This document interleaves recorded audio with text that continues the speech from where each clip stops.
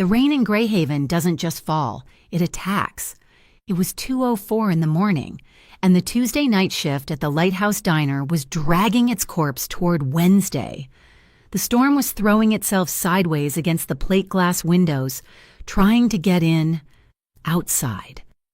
The neon lighthouse sign was bleeding red and blue onto the wet asphalt, the colors shattering and reforming in the puddles like broken stained glass. My hands were traitors. I hid them under my stained apron, the fabric smelling faintly of bleach and old grease, trying to still the shaking. I'd been counting the tips again in the alcove by the coffee machine. A $5 bill, maybe 3 ones, and a pile of quarters that felt cold and heavy in my palm. It wasn't enough. It was never, ever enough.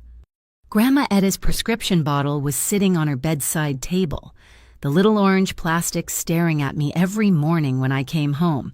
Maybe 3 pills left. The refill cost was $312.55, and I was short. I was always short. The shaking wasn't from the cold, though the diner's heater was fighting a losing battle. It was the low, dull thrum of panic that had become the soundtrack to my life. Ding-a-ling. The bell over the door was a cheerful sound for such a miserable place. It usually meant one of 2 things at this hour: a trucker needing coffee to make it to the state line, or trouble. This man was neither. He didn't walk in so much as he materialized from the storm. The rain clung to his black overcoat, a coat that cost more than my last 6 months' rent. He wasn't big, not in the way that meant muscle, but he took up all the air in the room. He paused just inside the doorway, letting the water drip from the hem of his coat onto the worn checkerboard linoleum. His hair was dark, plastered to his forehead by the rain. And his eyes? I've worked the graveyard shift for 2 years. I've seen junkies, exhausted cops, and heartbroken drunks. This man was different. His eyes were calm, the color of the harbor at midnight, and they looked like they'd seen storms worse than this one and hadn't bothered to blink. He moved to the counter, the squeak of his expensive leather shoes echoing in the near-empty diner. Old man Hemlock was asleep in booth 4, nursing a beer he'd been working on since 10. Parker, the night manager, was in the back, probably skimming the register. I grabbed the heavy glass pot of coffee, the rocket fuel we called it, and slid a thick ceramic mug onto the counter. I didn't say anything. I just tilted the pot. He looked at me. Not at me, but through me.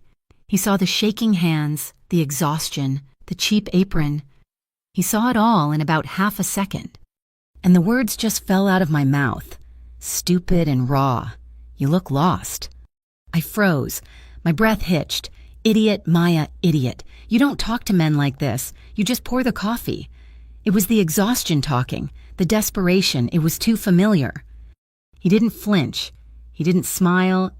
He just held my gaze for a beat, then gave a slow, deliberate nod, as if I'd said, "Nice weather."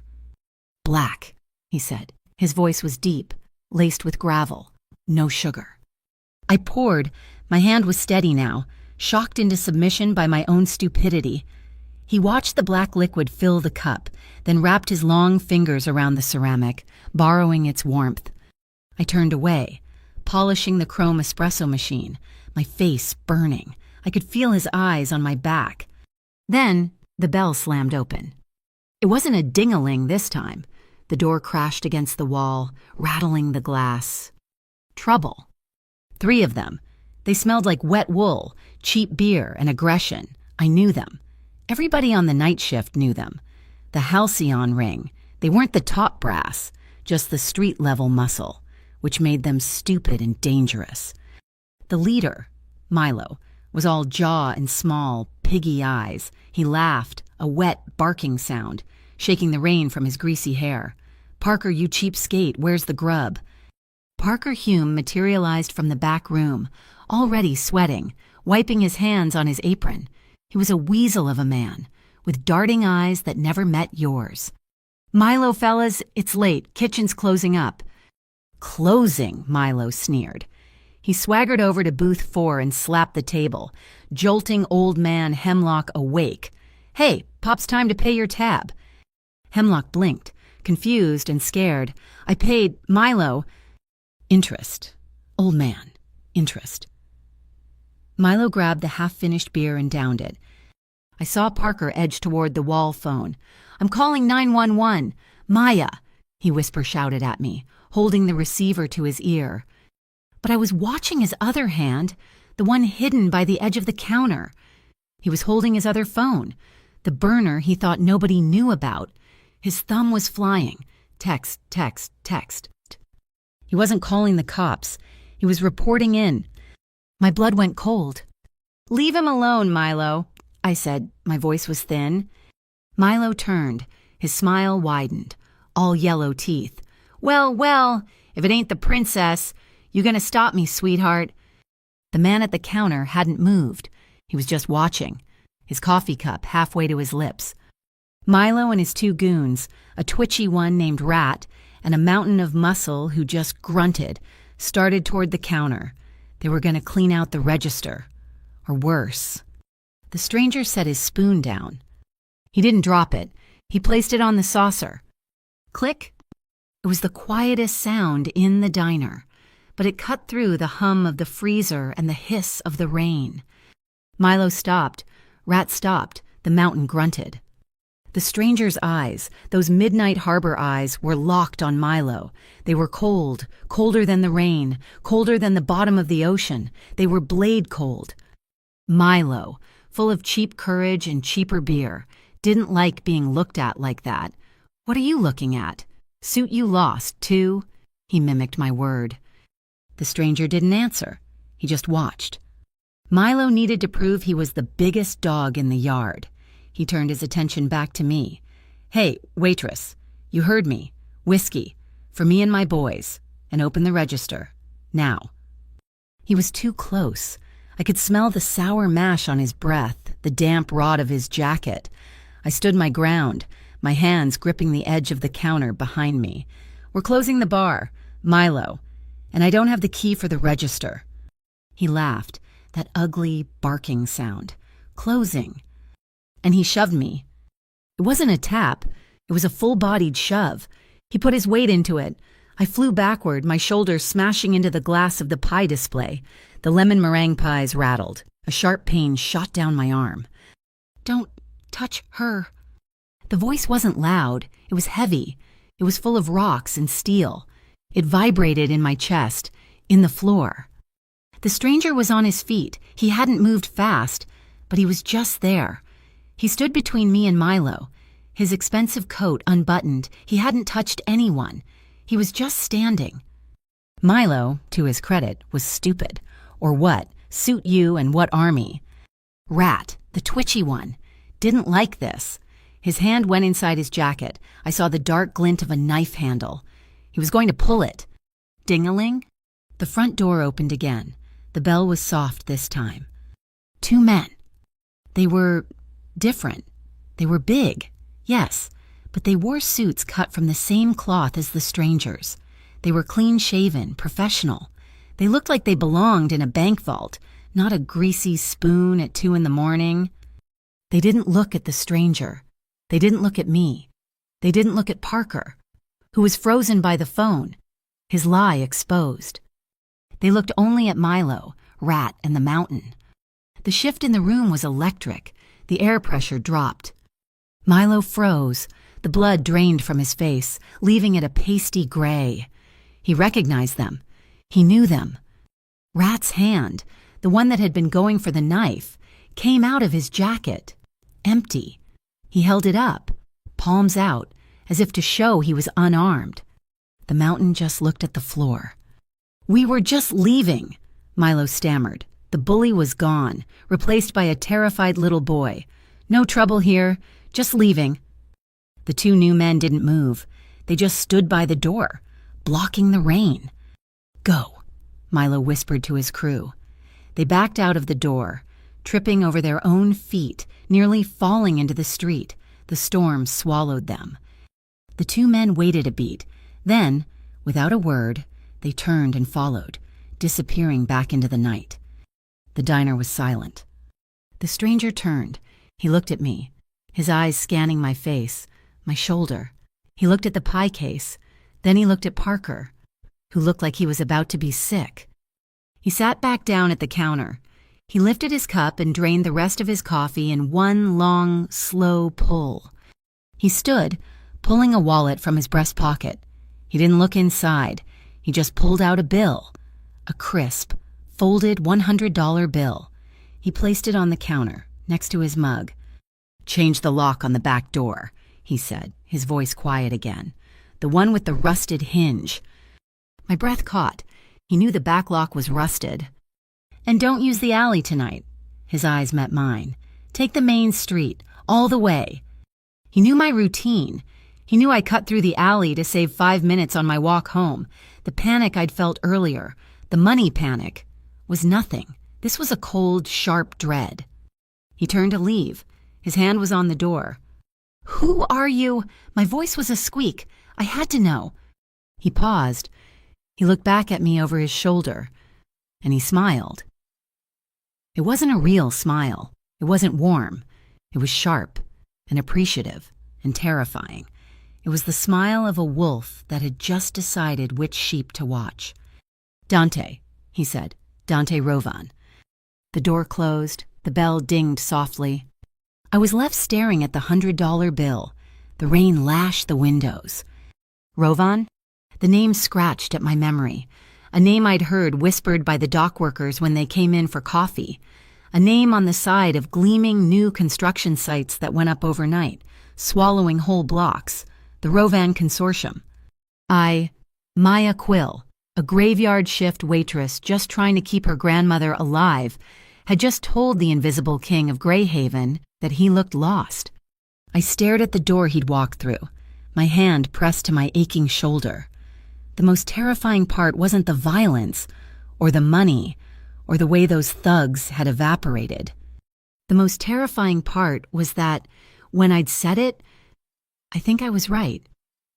I didn't sleep. Sleep was a luxury, and the $100 bill sitting on my kitchen counter felt like an accusation. I'd used the main street, like he said. The walk home took an extra 15 minutes, my shoulder throbbing from where Milo had slammed me into the pie case.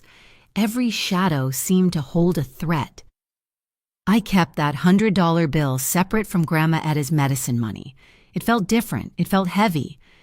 I was stirring instant coffee into a chipped mug, the gray morning light just starting to filter through my blinds, when the pounding started. It wasn't a knock. It was a fist. Boom, boom, boom. Meridian Bureau opened the door. My heart didn't just jump. It tried to escape my body. The Meridian Bureau. They were the good guys, the internal affairs of the city, the ones who supposedly investigated dirty cops and politicians. "Boom, boom, boom! Open the door or we will force entry." I fumbled with the deadbolt, my shaking hands from last night returning with a vengeance. I barely had it unlocked before the door flew open, pushing me back.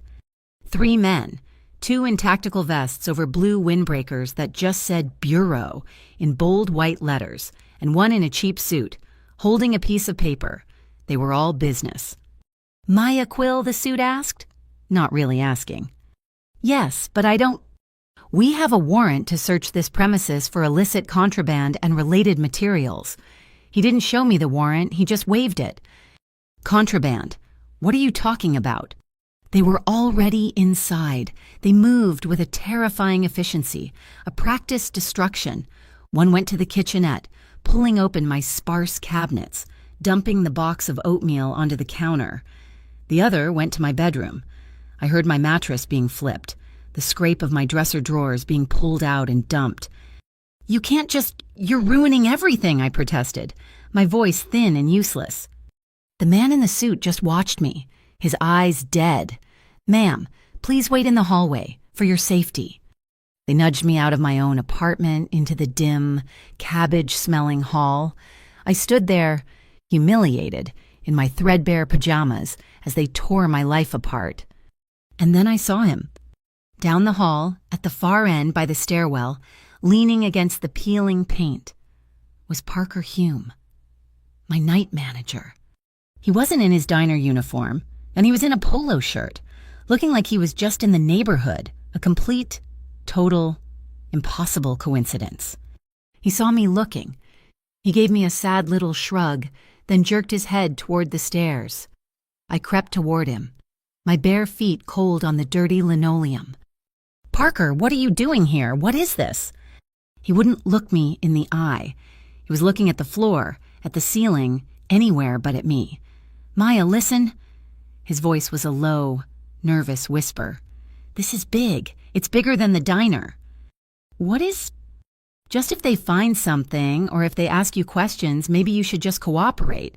You know, just tell them whatever they want to know. It'll be easier for everyone. It'll all go smooth." "Cooperate about what, Parker? They're looking for contraband. I don't have anything." His eyes, weasel-like and terrified, finally met mine for half a second. "They always find what they're looking for. Maya, just be smart."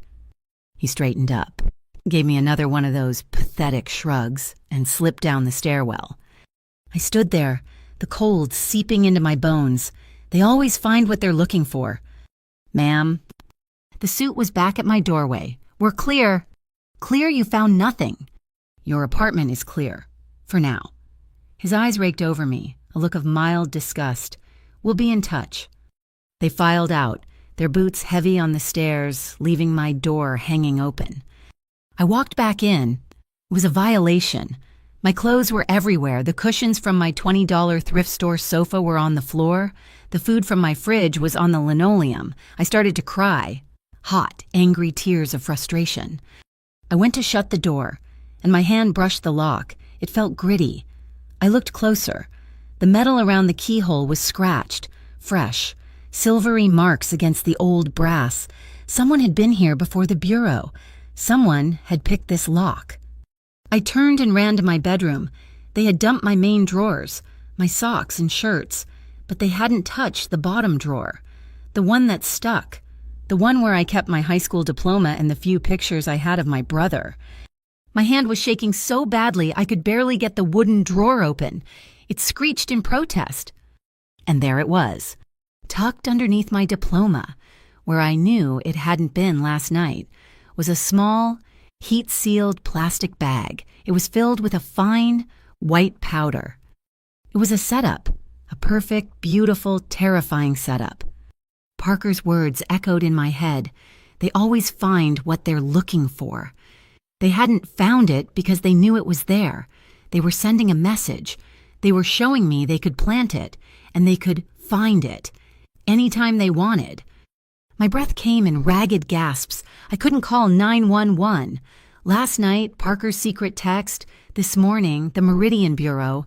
They were connected. The cops were in on it. I grabbed my phone. There had to be someone else. I remembered a name from a bus stop ad, a billboard that always seemed to be vandalized.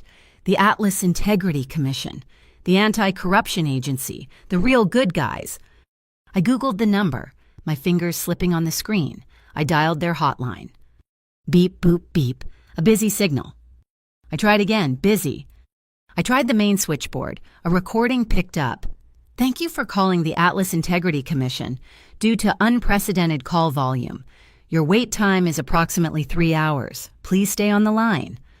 3 hours. It was a joke. It was a brick wall. A light knock came at my door. I jumped, nearly screaming. "Maya, it's Luca, from 3B. Luca Penn, and he was a freelance photographer, a shy, nervous guy who mostly kept to himself. I opened the door a crack. "Luca, what's wrong?" He was wringing his hands, his camera bag slung over his shoulder. I'm sorry to bother you. I was up late, working, and I saw something last night." What did you see?" "After you got home, maybe 3:30 in the morning, there was a guy across the street by the laundromat." "A guy? What was he doing?" "He had a camera," Luca said, his voice dropping. "A long lens, a real professional rig. He was Maya. He was taking pictures of your window for almost an hour." My blood didn't just run cold, it froze solid. They weren't just watching the diner. They were watching my home. They were watching me. "Thank you. Luca, thank you for telling me." I shut the door. The panic was a living thing now. clawing its way up my throat. I couldn't stay here. I had to get out. I grabbed my purse. I looked at the bag of powder. I couldn't leave it, but I couldn't take it. I took out my phone. Snap. Snap. I took a picture of the bag in the drawer. Snap. I took a picture of the scratches on my lock. Evidence. It was thin, but it was something.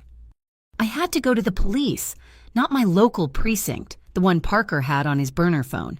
I'd go across town, to the 17th. They had to be clean. Right. I threw on my diner uniform. It was the only clean thing I had left. Grabbed my keys and ran. I hit the street. The morning rush hour was over, but the city felt wrong, hostile. Every face was a potential threat. I started walking fast, heading for the bus stop on 47th Avenue. A black sedan turned the corner behind me. I didn't think anything of it. It was Greyhaven. There were a million black sedans. It stayed behind me. I crossed the street. The sedan made an abrupt, illegal U-turn and fell in line again, half a block back.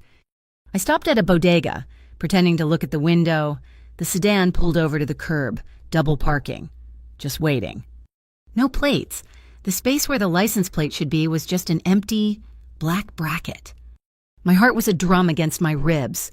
I wasn't going to the cops. I was being herded. My phone buzzed in my pocket. A text. It was from Parker. Plumbing disaster at the diner. Places flooded. Shifts canceled. Stay home. A lie. It was such a clumsy, stupid lie. I changed direction. I wasn't going to the bus stop. I was going to the diner. I had to see. It took me 10 minutes, the black sedan following me the whole way, lazy and confident. I turned the corner onto the diner's block, and I stopped. The Lighthouse Diner was dark. A heavy, industrial chain was looped through the glass-paneled doors. A sign, printed in stark black letters, was taped to the window. Closed by order of the Meridian Bureau, pending internal investigation. My phone buzzed again. Parker. Sorry, Maya. Just got the call. They're shutting us down for a bit. It's a temporary layoff. For everyone. Pending the investigation. Don't come in. My job was gone. My apartment was compromised. The cops were part of it. And I was being followed by a car with no plates. I was cut off. Adrift. The phone buzzed. A third time. A new number. Unknown. The message was short. 6 words. Don't go to the station. They're waiting. My fingers were numb. I typed back, "Who is this?" The reply was instant, 2 initials. D.R. Dante Rovan. He was watching. He had been watching this whole time. I looked at the black sedan, still idling by the curb. I looked at the chained-up diner. I looked at the text message. I had no home, no job, and no allies, except maybe the most dangerous man in Greyhaven. I didn't know where to go. My feet just started moving, away from the diner, away from my apartment, walking on pure, uncut adrenaline. I walked toward the river, toward the only part of the city that felt open. I found myself on the Davenport Bridge. The wind was high up here, whipping my hair across my face, tasting of salt and industry. It was a cold, bright, terrible afternoon. And he was there. He was halfway across, leaning against the iron railing, looking out at the murky water. He wore the same black overcoat. The wind tugged at it, but he seemed as solid as the bridge's suspension cables. He didn't turn as I approached, the sound of my sneakers loud against the pavement. I stopped 10 feet away. "They raided my apartment," I said. My voice was stolen by the wind. "I know," he said. He didn't shout. His voice just cut through the noise. "They planted something. Parker, my job." "I know." He turned. His eyes were the same, midnight calm. "Someone wants to make you a lure. Maya, they think you saw something last night. They think you're a loose end. Or, worse, they think you're my loose end." "A lure for what?" "The Halcyon ring is sloppy. The Meridian Bureau is greedy. They work together, but they don't trust each other. And they're both terrified of me." He said it like he was commenting on the weather. A simple fact. "Parker," I whispered. "He was in on it." "Parker Hume has an account with a bank you've never heard of," Dante said, his gaze fixed on me. Centurion Bankworks. It's where dirty money goes to get clean. Parker's account gets very full whenever the Halcyon Ring needs a favor or when the Meridian Bureau needs a witness to look the other way. It all clicked. The text, the raid, the planted evidence, the cooperation. They weren't trying to frame me. Not yet. They were trying to control me, to use me as a bargaining chip. What do they want from me? I asked. They want you to be scared. They want you to run, either to them or to me. And now you're here. I have nowhere else to go, I shouted, the frustration and fear boiling over. They took my job. They'll find that package the next time they come. I can't even call the cops. I know, he said again, softer this time. He took a step closer. The wind was a wall between us. They think they control your apartment, your job, your freedom. They think they have you in a box. He looked at me, a long, assessing look. It wasn't kind, but it wasn't cruel. It was calculating. Tonight, he said, at 10 o'clock, I'll be back. Not at the bridge. He paused, letting the location sink in. The back alley, behind the diner. The alley he told me to avoid. They've taken everything from you. Maya, your job, your safety, your peace of mind. They left you with nothing. He held my gaze. Bring the only thing they don't control. The one thing you still have left. What? I whispered. Your courage. He turned and walked away, coat flapping, disappearing into the pedestrian traffic on the far side of the bridge, leaving me alone with the wind and the impossible choice. I left the bridge, Dante's final words echoing in the wind. Bring your courage. Courage felt a lot like desperation. I had hours until 10 o'clock. I couldn't go back to my apartment. The scratched lock and the little bag of white powder were a neon sign pointing to a trap. The plateless sedan was gone, but they knew where I lived. They were just waiting. So I went to the one place that felt safe in its own grim way, the Greyhaven Public Hospital. The hallways smelled like ammonia and weak coffee. I stood outside the ward, looking through the wired glass window at Grandma Etta. She was asleep, her breathing shallow, her face looking impossibly frail against the starchy, industrial white pillowcase. The monitor beside her bed beeped a slow, tired rhythm. This was why. This was the raw nerve they were all leaning on. The stack of bills on my kitchen counter was for this place, for the medicine they rationed, for the bed they charged by the hour. I remembered, just last month, taking on a second job. After my shift at the lighthouse, I'd walk 3 blocks to the Rusty Anchor, a dive bar on the wharf, and wash dishes until 4 in the morning, standing in the back room, my hands raw from the scalding water and industrial soap, the smell of stale beer and fried fish clinging to my hair, just to scrape together an extra $40, maybe $50 a night, all for her. Looking at her, I couldn't help but think of the other person they'd taken, my brother, Noah. This whole sickness in the city, the rot I was just starting to see, it started with him. I flashed back to the courtroom. 9 months ago, it wasn't a trial, it was a performance, a bad high school play where everyone knew the ending. Noah stood there in an orange jumpsuit looking bewildered, his public defender shuffling papers he hadn't read. I remembered the prosecutor, a sharp man from the Meridian Bureau named Vale, with perfect hair and dead eyes. He'd barely looked at Noah. He'd looked at the press, at the judge. A danger to the public trust, Vale had said, his voice smooth as polished stone. A conspiracy to undermine the integrity of this city's finest. Noah, my brother, who used to get flustered ordering pizza. He'd been an entry-level data clerk for the city. They said he'd sold internal records. But the trial was a blur. It was over in 2 days. The verdict came back so fast it felt like it had been written beforehand. Guilty, gone. This wasn't my first time being ignored by the system. I remembered 6 months ago, Milo and his Halcyon Ring crew were leaning on Mr. Chen at the corner bodega, the one where I bought Etta's ginger ale. I saw them kick over his fruit stand. I saw them pocket cash. I did the right thing. I went to the 12th precinct. I filed a report. I gave names, descriptions, the time.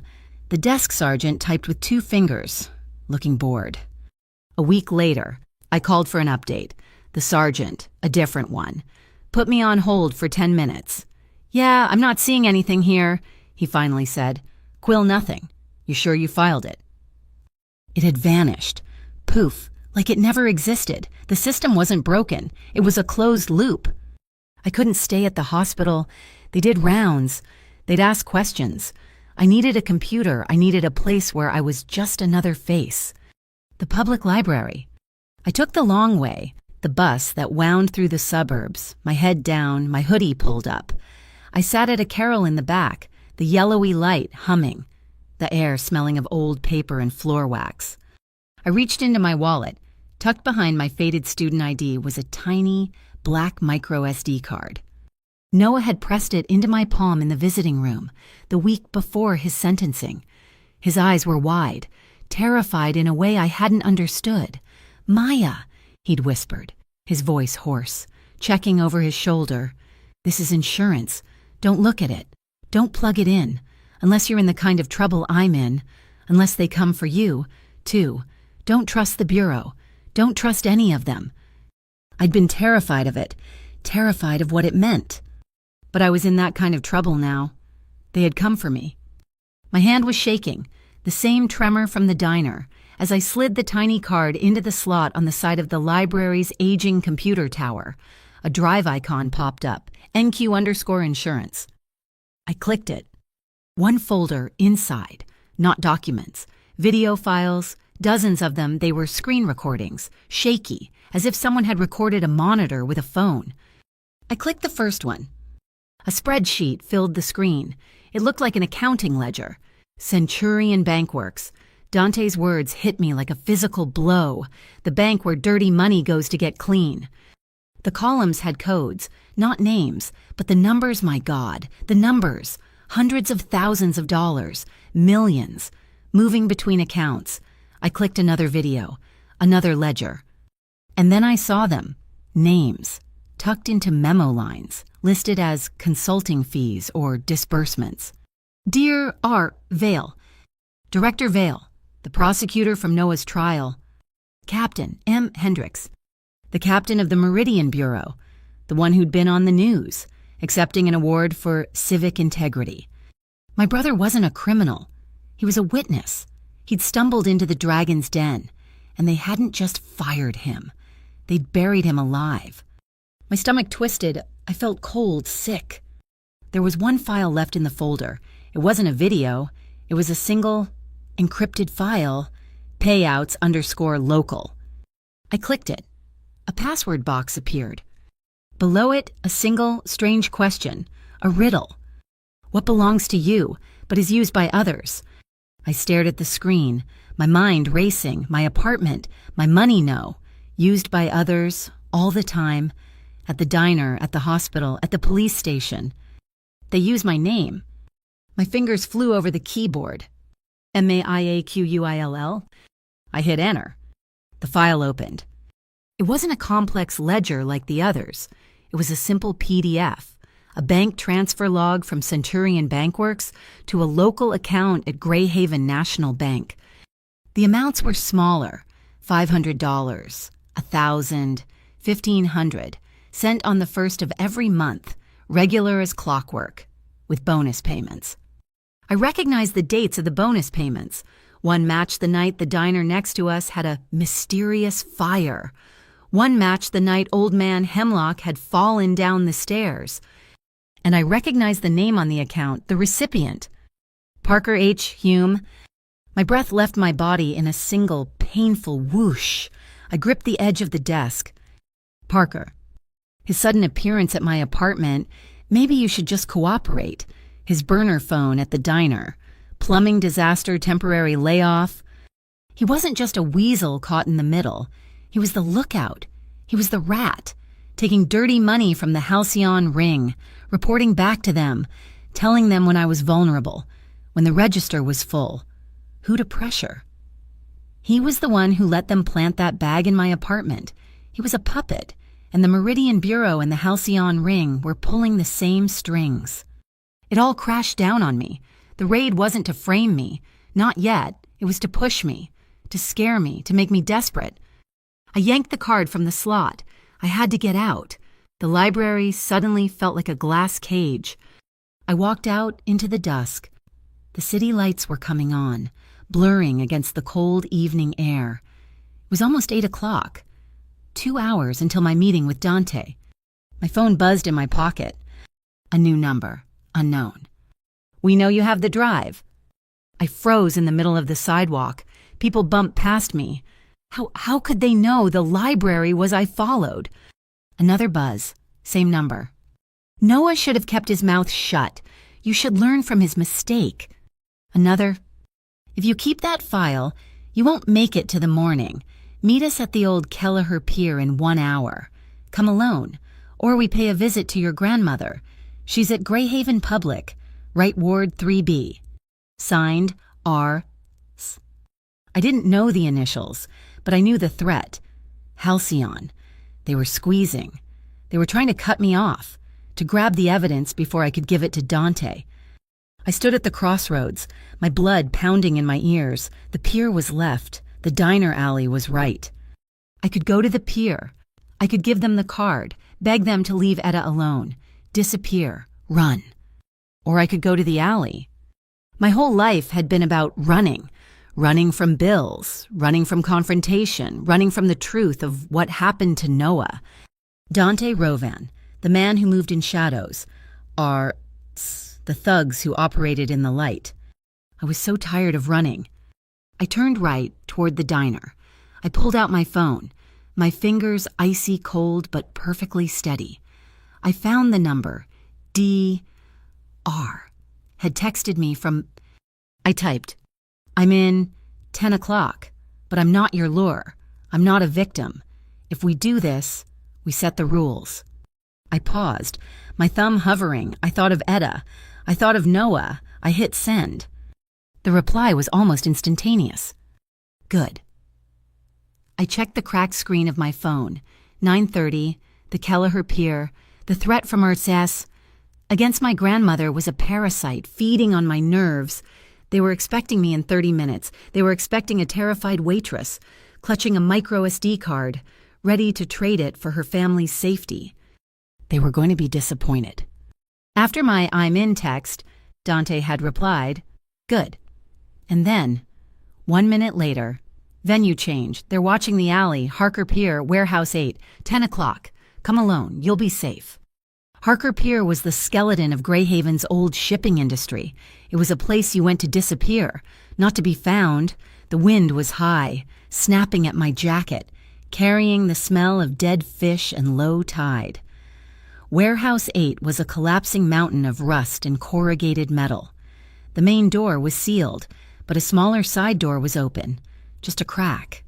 I slipped inside. It was vast, dark. The only light in the cavernous space was a single, bare bulb hanging over a heavy metal table, casting long, distorted shadows. He was there, Dante Rovan. He wasn't in his overcoat. He was in a crisp white shirt, sleeves rolled to the elbows, revealing strong forearms and a simple, dark watch. He wasn't alone. The 2 men from the diner were here, the ones who had materialized and vaporized the Halcyon ring thugs. One was huge, broad as a doorway, standing sentinel by the entrance. The other was a woman. I hadn't seen her at the diner. She was lean, with dark hair pulled back in a tight knot, and her eyes, like Dante's, missed nothing. They were scanning the rafters, the exits. She was coiled like a spring. "You're late," Dante said. It wasn't an accusation. It was a statement. I took the long way. I was followed. "The black sedan, he said. "We know. It's taken care of." "Taken care of?" "They're having mechanical trouble," the woman said, her voice dry as sandpaper. "They'll be busy for a few hours." I walked toward the light. The threat from Art was burning a hole in my pocket. They texted me, R.S. They told me to meet them at Kelleher Pier. They threatened my grandmother, Etta. They know where she is. Dante didn't flinch. "Yes. Rex Sable. He's Halcyon's cleaner. He's impatient." He looked at his watch. "He's just arriving at the pier now. He'll be very annoyed you're not there." "He'll go to the hospital," I whispered, the panic rising. You don't understand. He'll find an empty bed. Dante cut me off, his voice flat. My people moved your grandmother 2 hours ago, right after Art made his threat. My breath hitched. What moved her? Where is she? She's in a private clinic, St. Mirren's. She thinks she won a hospital lottery for a free room upgrade. She's safe. She's comfortable. They cannot use her against you. Relief washed over me, so potent it made me dizzy, but it was followed by a chilling realization. He had moved my grandmother, without asking. He had eyes and ears everywhere. This was the world I was stepping into. I steadied myself. I thought of Noah. I thought of the setup. I reached into my pocket, pulled out the tiny, black micro SD card, and placed it on the metal table. It looked pathetic. I'm not selling this, I said, my voice clearer now. Harder. The three of them looked at the card, then at me. This isn't a transaction. I am not for sale. I won't trade one set of monsters for another. You get this. I tapped the card with one finger. When my terms are met. The big man by the door, Ivo, shifted his weight. The woman, Seraphine, raised an eyebrow. I have 2 conditions, I said, holding Dante's gaze. 1, my brother, Noah Quill. He was framed by the Meridian Bureau, prosecuted by Director Vale himself. I have the proof. I want him out. Exonerated. His name cleared. I took a breath. 2, my grandmother, Etta. You protected her tonight. You keep protecting her. Whatever this is, I motioned to the shadows. The guns I couldn't see but knew were there. It never touches her. She is safe. Permanently. That is the price. Dante looked at me for a long, silent moment. He wasn't analyzing my words. He was analyzing me. Seraphine, he said, not breaking eye contact. Verify. Seraphine moved with a liquid, silent efficiency. She unzipped a rugged-looking backpack and pulled out a heavy, encrypted laptop. She booted it up, slid the card into a slot, and her fingers began to fly. Rex Sable is getting nervous, Natine, Dante said to me, his voice conversational, as if we were discussing the weather. He's calling his men. They'll check the hospital. Find her gone. Then they'll go to your apartment. They'll toss it again. They'll realize they've lost their leverage. They'll realize they lost you. Boss, Seraphine said. Her voice was tight. Dante moved to her side. Looking at the screen, I saw the reflection of the ledgers I'd seen in the library flicker across his dark eyes. The lists, the names, Vale, Hendricks, Parker. He scrolled. He was silent for a full 30 seconds. Ivo cracked his knuckles, the sound echoing like a gunshot in the warehouse. Dante finally closed the laptop. He looked at me, and for the first time, I saw something other than calm. I saw hunger. A cold, controlled fire. This isn't insurance, Maya, he said, his voice low. This is a declaration of war. You've been carrying the match that can burn their entire corrupt system to the ground. You don't just have records. You have the Meridian Bureau's private bank. He nodded, a sharp, decisive movement. The deal is accepted. We will secure your grandmother's protection. We will dismantle the case against your brother. Boss, Ivo rumbled, stepping forward. It's a good haul, but they're hunting her. Halcyon wants the drive. The Bureau wants her silenced. She's the biggest liability we've got. How do we keep her alive long enough to use this? We don't, Dante said. We don't keep her alive. We make her a ghost, and we make them hunt someone else. He turned to me. Your role is what they intended it to be, Maya, but we're writing the script. You will be the blind spot, the place they think is weakest, but it's where the blade is hidden. How, I asked. The plan is called Crossfade, Dante said. They threatened you to get this card. They think you're terrified. They think you're stupid. We let them keep thinking that. We're going to use your former manager, Parker Hume. My stomach tightened at the mention of Parker's name, the rat. Parker is taking money from Halcyon, Dante continued, pacing slowly. But he's also an informant for the Bureau when it suits him. He's trapped between 2 predators. We're going to leak a story. We're going to make both sides believe that Parker double-crossed them, that he made a copy of this drive and is trying to sell the original to the highest bidder. We'll make them believe you were just a pawn, Seraphine added, catching on. That you were so scared, you gave the drive to Parker to cooperate, just like he told you to. Exactly, Dante said. We make them fight each other. We force them to expose themselves, and we do it in public. Where, I asked. The one place they all have to be, Dante said, a predatory smile touching his lips. The one night a year they all gather to lie to each other's faces, the Night Fen Charity Gala. I knew the Night Fen. It was the biggest social event in the city, held at the Museum of Art. Tickets cost thousands. It's in 2 nights, he said. It's hosted by the Meridian Bureau's Civic Integrity Fund. Director Vale himself is the keynote speaker. The Halcyon Ring bosses will be there, laundering their reputations, pretending to be legitimate businessmen. It's a theater of hypocrisy, and we're going to burn the theater down. Seraphine stepped forward. She held something small and silver in her palm. You're the catalyst, which means you're the primary target. You're not going in helpless. She handed it to me. It was an earring, a simple silver stud. It looks like cheap jewelry, she said. It's not. The back is a pressure sensor. You press it. She demonstrated on her own ear. You hold it for 3 seconds. Exactly 3. Not 2, not 4, 3. And what happens? Ivo grinned, a scary sight. We happen. Every Rovan associate in a 5-mile radius gets an alert with your exact coordinates and a signal that your life is in immediate danger. 3 seconds and the cavalry comes. I took it. It was heavier than it looked. I put it in my left ear, the post cold against my skin. Boss, it's a huge risk, Ivo said, his voice low, meant for Dante, but I heard it. She's green. Rex Sable doesn't make polite arrests. If he gets her... Dante held up a hand. He stepped into the center of the light, addressing his team. But the words were for me. Touching her, he said, his voice dropping, is touching me. The silence in the warehouse was absolute. Is that understood? He said to Ivo and Seraphine. She's not an asset. She's not a pawn. She's under my protection, the full protection of the Rovan Consortium. Any man from Halcyon or the Bureau who lays a hand on her loses the hand. It wasn't a threat. It was a promise. It was, as he'd said, a statement of fact, like a nail hammered into a coffin. Ivo and Seraphine both nodded, a sharp military-style acknowledgement. The air was settled. They were a team. And I, somehow, was now part of it.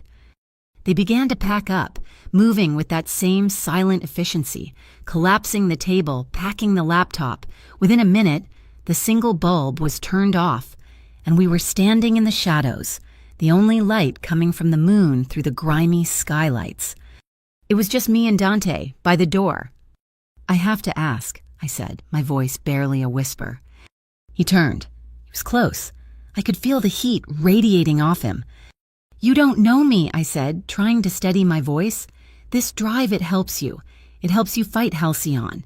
It helps you fight the Bureau. I understand that. That's business. But my brother, my grandmother, that's messy. That's personal. I looked up at him. Why are you doing this for justice? Or are you just using my match to start your own fire? He was silent for a beat.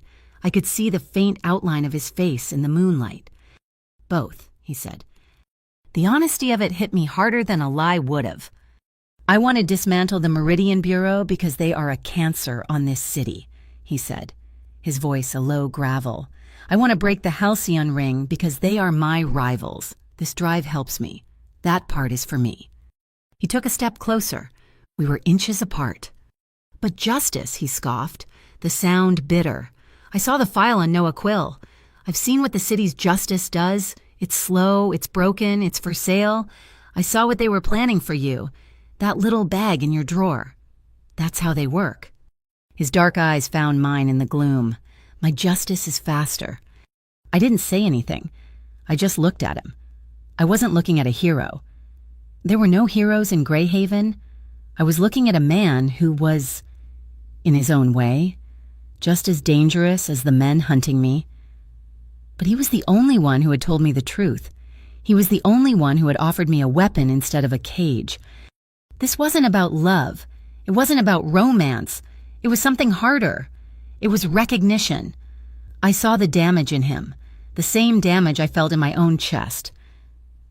We were two people who had been pushed to the edge, and we had both, in this cold, dark warehouse, decided to stop running. We were going to push back. I touched the earring. The metal felt cold. "Good," he said, as if I'd spoken. "Seraphine will take you to a safe house.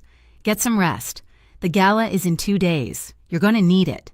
The next 48 hours were a blur. The crossfade plan was a lit match dropped on a puddle of gasoline. Dante's people were ghosts, and they were masters of the whisper campaign. Word hit the street like a fist. Parker Hume, that sweaty, nervous little diner manager, wasn't just a rat. He was a shark.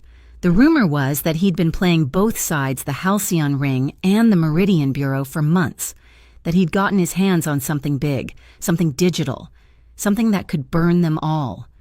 And now, Parker Hume was in the wind, gone. The city held its breath. You could feel the shift. The Halcyon Ring was furious, their street thugs tearing up the docks, looking for the man who stole from them. The Meridian Bureau was worse. They were quiet, surgical, they were spooked. They put out a bulletin on Parker, not for theft, but for questioning and a matter of civic importance. And then there was the Atlas Integrity Commission. Suddenly, their phones weren't busy. They announced they were opening a preliminary investigation into the Meridian Bureau's handling of several recent cases, citing anonymous tips Dante's match was catching. I was a ghost, too. I was moved from the warehouse to a clean, anonymous apartment in a high-rise I didn't recognize. Seraphine was my shadow, Evo my transport. "Today, we feed the shark," Seraphine said, handing me a plain black burner phone and a micro SD card. It looked identical to Noah's. "Rex Sable thinks he's scaring you into a meeting." "He's right. You're going to be very, very scared." The Holloway Underpass, noon, the concrete belly of the city, a place where sunlight died. Evo drove, a heavy black sedan that looked like every other car in Greyhaven, but I knew the engine was anything but standard. "Seraphine is on the North Overpass," Evo rumbled, his eyes checking the mirrors. "She has eyes on everything. You're going to get out, walk to the center pillar. Sable will approach. You look terrified. You cry. You beg him not to hurt your grandmother. He doesn't know we moved her. So use it. You give him the dummy card. You get back in the car. And if he doesn't let me go, he'll let you go," Evo said. "He thinks he's won." As if summoned, 2 cars, a beat-up muscle car and the black, plateless sedan from before. They boxed us in, front and back. My heart hammered against my ribs. A trapped bird. "Showtime," Evo said. I got out. The air in the underpass was cold, smelling of exhaust and damp. I clutched the dummy card in my hand. He emerged from the muscle car, Rex Sable, and he was average height with a thin face and eyes so pale they looked empty. He was the voice from the text. He was the one who had threatened Etta. "You're stupid to make me wait," he hissed, closing the distance. I did what Seraphine said. I let the fear take over. It wasn't hard. "Please," I stammered, holding out the card. "It's all of it. I don't know what's on it. I swear, just leave my grandmother alone, please." He snatched the card from my hand, his lips twisting into a sneer. He looked at it, then at me. "You're pathetic." He turned his back, signaling to his men, "Let's go. She's nobody." I was backing toward Evo's car, my hand on the door handle, when a piercing, chemical white light exploded on the pavement 10 feet from Sable's car. Puff of crackle. Seraphine, a flare. It hissed and sputtered, blindingly bright, flooding the underpass with smoke and actinic light. Sable shouted, "What the hell?"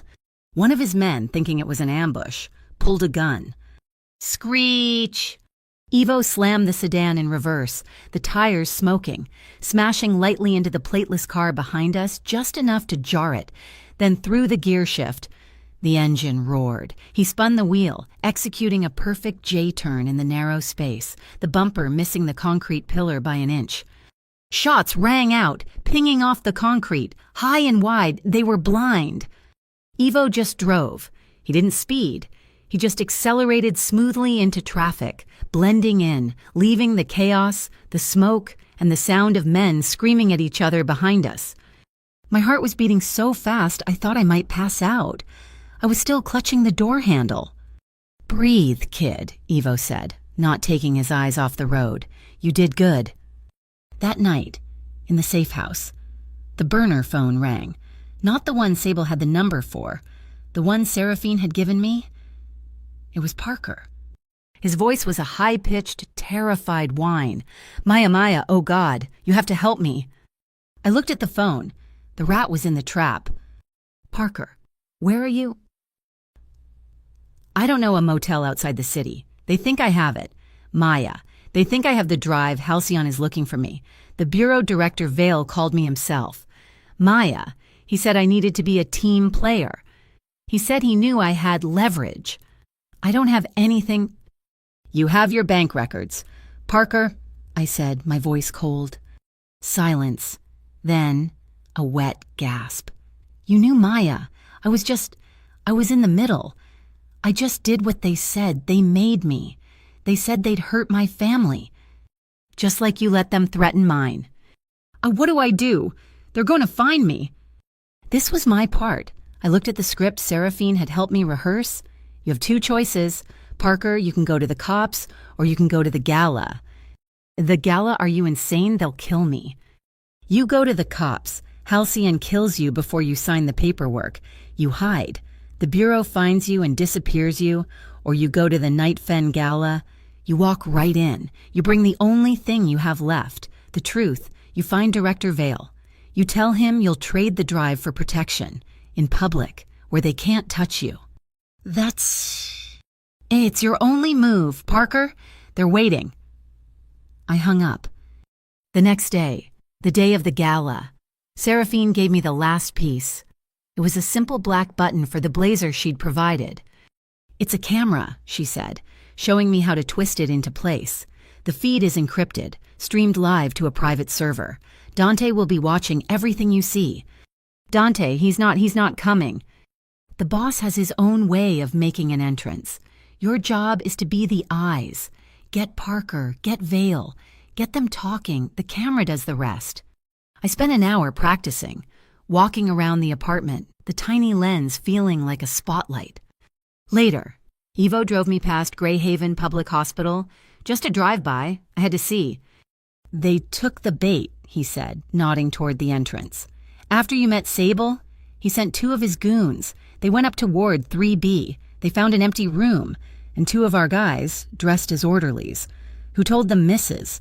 Quill was discharged into private care due to an anonymous donation." He grinned in the rearview mirror. "Sable knows he was played. He knows the card is fake, and he is very, very angry." We were moving again. The gala was in 3 hours. They were taking me to a final prep location, a hotel suite near the museum. We were using the service entrance of the Carradine building, a shortcut to the parking garage. It happened too fast. We were on the 3rd-floor landing of the steel fire escape. It was raining, the metal steps slick and echoing. Ivo was 10 steps ahead, unlocking the door. A shadow detached itself from the alcove below. "You're a hard woman to find, Maya." "Rex Sable." Ivo spun, but Sable was already on me. He grabbed my arm, yanking me hard, slamming my back against the brick wall, the panic earring. 3 seconds. I fumbled, trying to press it, but he saw the movement. He grabbed my other wrist, his grip like a steel trap.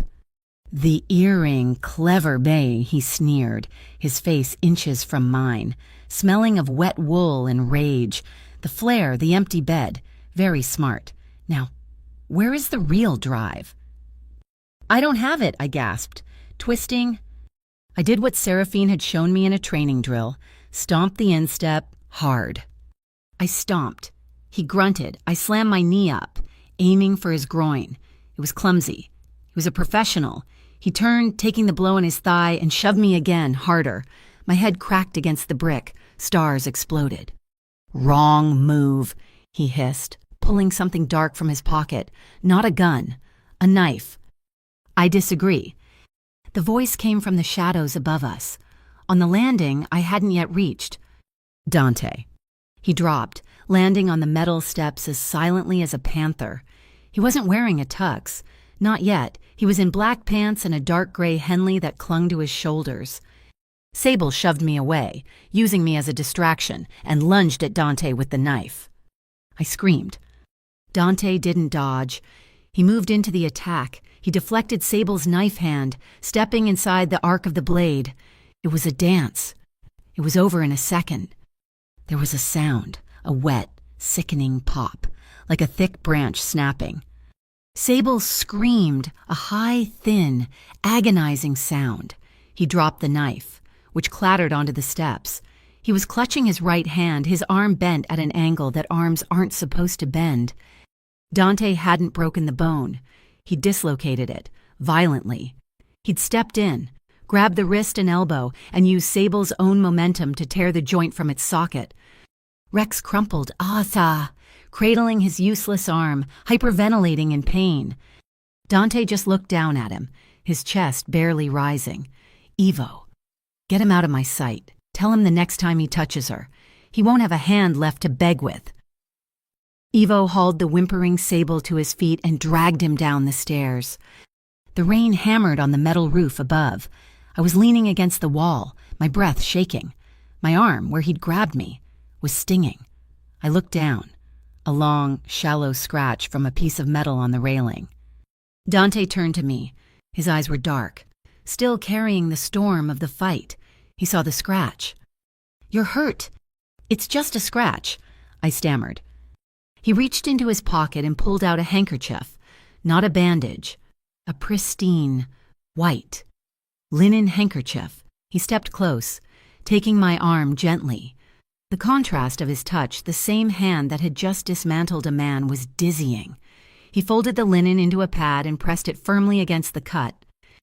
"A Mafia boss who knows advanced first aid," I whispered, my voice shaky, trying to fill the charged silence. He didn't look up from his task. His fingers were wrapping the cloth, securing it. His touch was warm. "I know how to protect what belongs to me," he said, his voice a low rumble. He finished the knot. It was so close. I could smell the rain on his clothes, and something else clean. Expensive soap. Shouting! From the alley below, they're up the stairs. Dante's head snapped up. He looked past me, down the alley. A heavy-duty delivery truck, its lights off, suddenly roared to life. It wasn't delivering anything. It was blocking the alley. No, it was coming. Right for the fire escape supports. "Move!" Dante yelled. He didn't push me toward the door. He grabbed me by the waist. He spun, pulling me against him, shielding me with his own body, pressing us both flat into the shallow alcove of the brick wall. The world dissolved. There was the thunder of the engine, the screech of metal as the truck's fender grazed the staircase supports, shaking the entire structure. Headlights washed over us, blinding white, then gone. And there was Dante. He was a solid wall of heat. My face was pressed into the fabric of his shirt, against the hard muscle of his chest. His arms were a steel cage around me. I could feel his heart. Thump, thump, thump, steady, powerful. The truck roared past, crashing through the chain-link fence at the end of the alley. The sound faded. There was only the rain and the sound of my own breathing, and his. He didn't let go. Not for 1 second, not for 2. He held me there, pinned between the wall and his body. The world had shrunk to this single, breathless, terrifying moment. His head was bent, his face near my hair. I could feel the tension in his arms, the controlled strength that had just saved my life. In that tiny, shared space, the air was electric. It wasn't a fight, it wasn't a rescue. It was something else. The truck was gone. The alley was just an alley again, smelling of wet metal and ozone. The vibration of the impact still thrummed in my bones. Dante hadn't let go. Not for a long time, My face was pressed so hard against his chest I thought I'd leave an imprint. My hands bunched in the fabric of his shirt. He was a furnace. His arms were locked around me, a shield of muscle and bone. When he finally loosened his grip, he didn't step away. He just leaned his head back against the brick, his eyes closed for a single second, breathing hard. The man who had been pure, cold calculation at the warehouse, was breathing like a man who had just run a marathon. He had saved me, again. Ivo had returned, his face grim, and bundled me into the car. The ride to this place was a silent, rain-streaked blur. I didn't know this part of Greyhaven. We hadn't gone to the anonymous high-rise. We'd gone up, past the gated communities, to a single dark tower that seemed to pierce the storm clouds. Now, I was in a place I couldn't have imagined. Rovan House, as Ivo had called it, was a penthouse that took up the entire top floor. It was a fortress of glass and steel, but inside, it was warm. Seraphine had met me, her face impassive. "You're secure here," she'd said. "There's a shower and a change of clothes. The boss will meet you in the main room. We have 2 hours until the final briefing for the gala." I'd stood under the hot water for 20 minutes, washing away the grime of the fire escape, the phantom grip of Rex Sable, the cold terror of the truck. The scratch on my arm was clean, covered by a proper bandage Dante had applied in the car, his touch surprisingly gentle. On the bed in the guest suite, a dress was laid out. It wasn't a cocktail dress. It wasn't a gown. It was a simple, long-sleeved sheath of dark, heavy silk. I slid it on. The fabric was heavy, cool, and settled over my body like armor. It wasn't my threadbare uniform. It wasn't my worn-out jeans. I looked in the mirror. The woman looking back wasn't the waitress from the Lighthouse Diner. Her eyes were tired, yes, but they were old, and they were steady. The dress didn't just fit me. It fit the person I had become in the last 48 hours. I walked out. The main room was vast, lined with books from floor to ceiling. A fireplace dominated one wall, casting a warm, yellow light that battled the cold blue of the city lights outside. The rain was a soft, percussive tap-tap-tap against the enormous windows. A heavy, antique clock on the mantel ticked, a slow, steady heartbeat. He was there, standing by the window, looking down at the city he owned. Dante. He wasn't the boss. He wasn't the fighter from the alley. He was something in between. He'd changed, too. He wore no jacket, no tie, just dark pants and a gray button-down. The sleeves rolled up his forearms. He was holding a short glass of something amber, but he wasn't drinking it. He turned as I entered. His gaze moved over me. Just once. It wasn't a leer. It was an assessment. He saw the dress, the determination I was wearing like a shield. His eyes, usually so cold and controlled, were drawn. He was trying to keep his distance, but the man from the fire escape, the one who had held me, was still there. I saw his hand, the one resting on the back of a leather chair. On the back, near the knuckles, was a raw, red scratch, the one he'd gotten saving me. He broke the silence. His voice was low, the gravelly rumble I'd first heard at the diner. "There is one last offer, Maya." I waited. "Seraphine has a plane fueled at a private airfield. She can have you on it in 1 hour. A new name, a passport, an account with enough money to live comfortably, anywhere in the world." My heart stuttered. An escape, a real one. "My people will care for Etta," he continued, watching me. "We will handle Noah's exoneration. We have the drive. Your part, it's done. You've given us the weapon. You don't have to be there when it fires. No one would blame you if you left. After tonight, after Sable." He was giving me an out, the final door. All I had to do was walk through it. I thought of my old apartment. I thought of the shaking hands, counting quarters. I thought of Noah, bewildered in that courtroom. I thought of the fear. I was so tired of the fear. I walked toward him, stopping in the center of the room, in the warm light from the fire. "I'm tired of running, Dante." He didn't move, but his focus on me sharpened. "I've been running my whole life, running from bills, running from threats, running from the truth. If I run now, I'll never stop. You told me to bring my courage. This is it." I took a breath. "I'm not leaving. I choose to stand. I want to see this through. I want to be there when the lights come on." The silence that followed was different. It wasn't empty. It was filled by the ticking of the clock, the hiss of the fire, the steady drum of the rain. It was the sound of a decision settling. He looked at me, really looked at me, and he nodded. He took one step toward me. The space between us was electric, that rain-soaked wire from the outline. It hummed. He stopped, 2 feet away. He didn't reach for me. He just waited. He was giving me the final choice, the power. He wouldn't take it. I had to give it. My heart was hammering, but not with fear, with something else, something new and terrifyingly strong. I gave a small, almost imperceptible nod, my silent consent. He closed the distance. His hand came up, not to grab me, not to pull me in.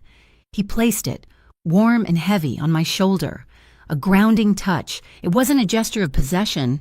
It was a gesture of respect. And then he kissed me. It wasn't the desperate, frantic kiss of a movie. It wasn't the crash of the truck. It was slow. It was deep. It was unhurried. It was a question, an exploration, and an answer all at once. I realized, the first truly gentle thing that had happened to me in years. It was respect. I didn't kiss him back with hunger. I kissed him back with acceptance. I lifted my own hand, the one with the bandage. I didn't touch his face. I didn't wrap my arms around his neck. I reached for his hand, the one that had saved me. I turned it over and lightly, deliberately, touched my fingertips to the raw, red scratch on his knuckles. He flinched, just a fraction, a sharp intake of breath against my lips, but I didn't pull away. I kept my fingers there. "I'm here. I see you. I see the violence. I'm not afraid." His other arm came around me then, sliding around my back, pulling me closer. The kiss deepened. The warmth from the fireplace suddenly irrelevant. A different kind of heat was spreading through me, slow and insistent, like a furnace kicking on in a cold house. It wasn't the flash fire of adrenaline. It was a deep, penetrating warmth. The layers of armor I'd worn for years, the sarcasm, the exhaustion, the fear they weren't being ripped away. They were just melting. He broke the kiss, but he didn't move away. He rested his forehead against mine. We stood there, breathing the same air. His chest rose and fell, and I felt my own breathing, ragged and fast, begin to slow, matching his rhythm. Thump, thump, thump, thump. My eyes were closed. I was anchored. "Safe," he whispered.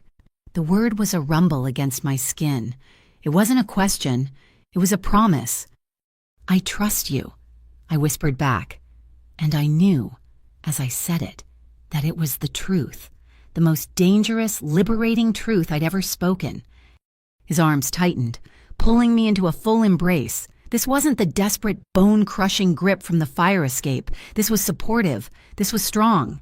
He held me as if I were something precious, something he had fought for. I could feel his heart beating steadily against mine, in the shadow, with his head bent toward mine. I thought I saw the corner of his mouth lift, a small, private smile in the darkness. The warmth was building. The tension in the room had changed from strategic to something deeply personal. It was a current, pulling us somewhere new. I pulled my head back, just an inch, enough to see his face, his dark eyes watching me. "I want to remember tonight," I said, my voice barely audible, "as the moment we began, not as the night we were escaping." He looked at me for a long time, the general, the boss, the fighter, and then he smiled. It was a small, genuine smile that reached his eyes, chasing the shadows away for just a second. "Then we begin," he said. He held me for one more long, conscious, warm moment. It was a hug that was an agreement, a silent contract. Then, slowly, he stepped back, letting his arms drop. He was the boss again, but not entirely. I was the waitress, but not entirely. We had separated, but we were connected. We were two halves of a strategy, ready for the gala. But now, we were also two halves of an emotional code, a secret that only we knew. The war was tomorrow, but tonight, we had this. The 24 hours after that moment in the penthouse were a silent, charged stillness, the air before a lightning strike. We were two halves of a plan, and now, something else. Something undefined and fragile, held together by shared danger and a single, desperate kiss. The Night Fen Gala was another world. I had stepped out of Dante's car, not as Maya Quill, waitress, but as a ghost he was sliding into the machine. The air at the museum entrance wasn't just cold, it was heavy, weighted down by the smell of old money, expensive perfume, and the kind of quiet corruption that doesn't need to shout. The grand hall was drowned in champagne-colored light. Crystal chandeliers hung like frozen waterfalls, dripping light onto men and women who moved with a frictionless grace. They were all beautiful, all polished, all smiling with their teeth. I'd spent my life scrubbing grease from counters, and here, they were hiding their own kind of grime under $1,000 tuxedos and silk dinner napkins. The simple dark dress Seraphine had given me, the one that had felt like armor in Dante's study, now felt like the perfect camouflage. I was a shadow, and this room was full of blinding, artificial light. My button camera, the little black dot on my blazer, felt like a 50-pound weight. I touched it, the signal for live. I was broadcasting. Everything I saw, Dante's nest saw. It wasn't hard to find my first target. Director Richard Vale was at the podium, his silver hair catching the light, the man who had put my brother Noah away, the man who had looked at me in court as if I were a piece of gum on his shoe. "The Meridian Bureau," he said, his voice resonating with false sincerity, "is a promise of integrity. We are the bulwark against the forces that seek to erode the public trust. We are the guardians of this city's soul."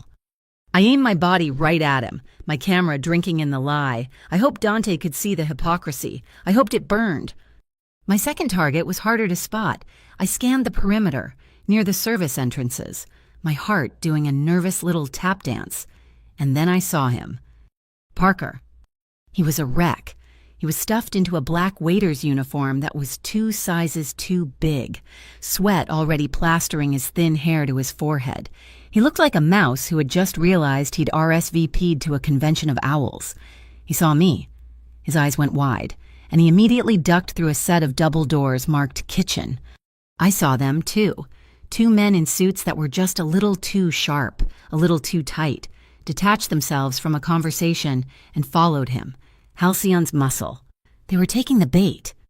I drifted toward the door, pretending to look at a grotesque ice sculpture. Through the round porthole window, I saw the scene play out exactly as Dante had predicted. Parker, his hands shaking so violently he looked like he had a fever, accidentally fumbled a tray. As he bent to clean the mess, he slid the dummy micro SD card under the leg of a massive steel prep table. The Halcyon men saw it. They didn't grab it. They just shared a thin smile and backed away, disappearing. They'd let him think he was clever. They were letting the rat run, just to see which hole he'd run to. I turned from the door, my stomach churning, and I froze. Director Vale had finished his speech. He was standing near the silent auction tables, and he was talking, in a low, intimate whisper, to Rex Sable. Sable, his right arm was in a sleek, black medical sling, barely visible against his tuxedo. His face was pale, gleaming with a fine layer underscore of pain sweat. His empty, pale eyes were fixed on Vale. He was nodding. The head of the bulwark against darkness, the guardian of the city's soul, whispering strategy with the man who had dislocated his own shoulder, trying to knife me on a fire escape. They weren't 2 opposing forces. They were 2 departments of the same dirty company. They shared a wallet. I stared, making sure my camera got every second of it. Got you. As if summoned by the sheer weight of corruption. The main doors of the gala opened again. The low hum of conversation in the room stuttered, like a tape deck catching. Dante Roven had arrived. He wasn't the man in the rain-soaked coat from the diner. He wasn't the man in the Henley from the penthouse. This was someone else entirely. He wore a black suit, custom-tailored, fitting him with the precision of a surgeon's glove. He didn't just wear the suit, he commanded it. He walked into that room of wolves as if he were the zookeeper, and they were all about to be fed. At his side, Ivo was a walking mountain range in a tuxedo. In his left hand, Dante carried a single, hard-shell black briefcase. It looked solid, heavy, and expensive. He held it with an easy, casual grip, as if he were a musician arriving with his sheet music. He didn't look at me, and he didn't look at Vale. He just moved, an island of absolute calm in the nervous sea, to a reserved table near the front. My burner phone vibrated in my tiny silk pocket, a secure text, DR. In the briefcase is what they want and what they fear.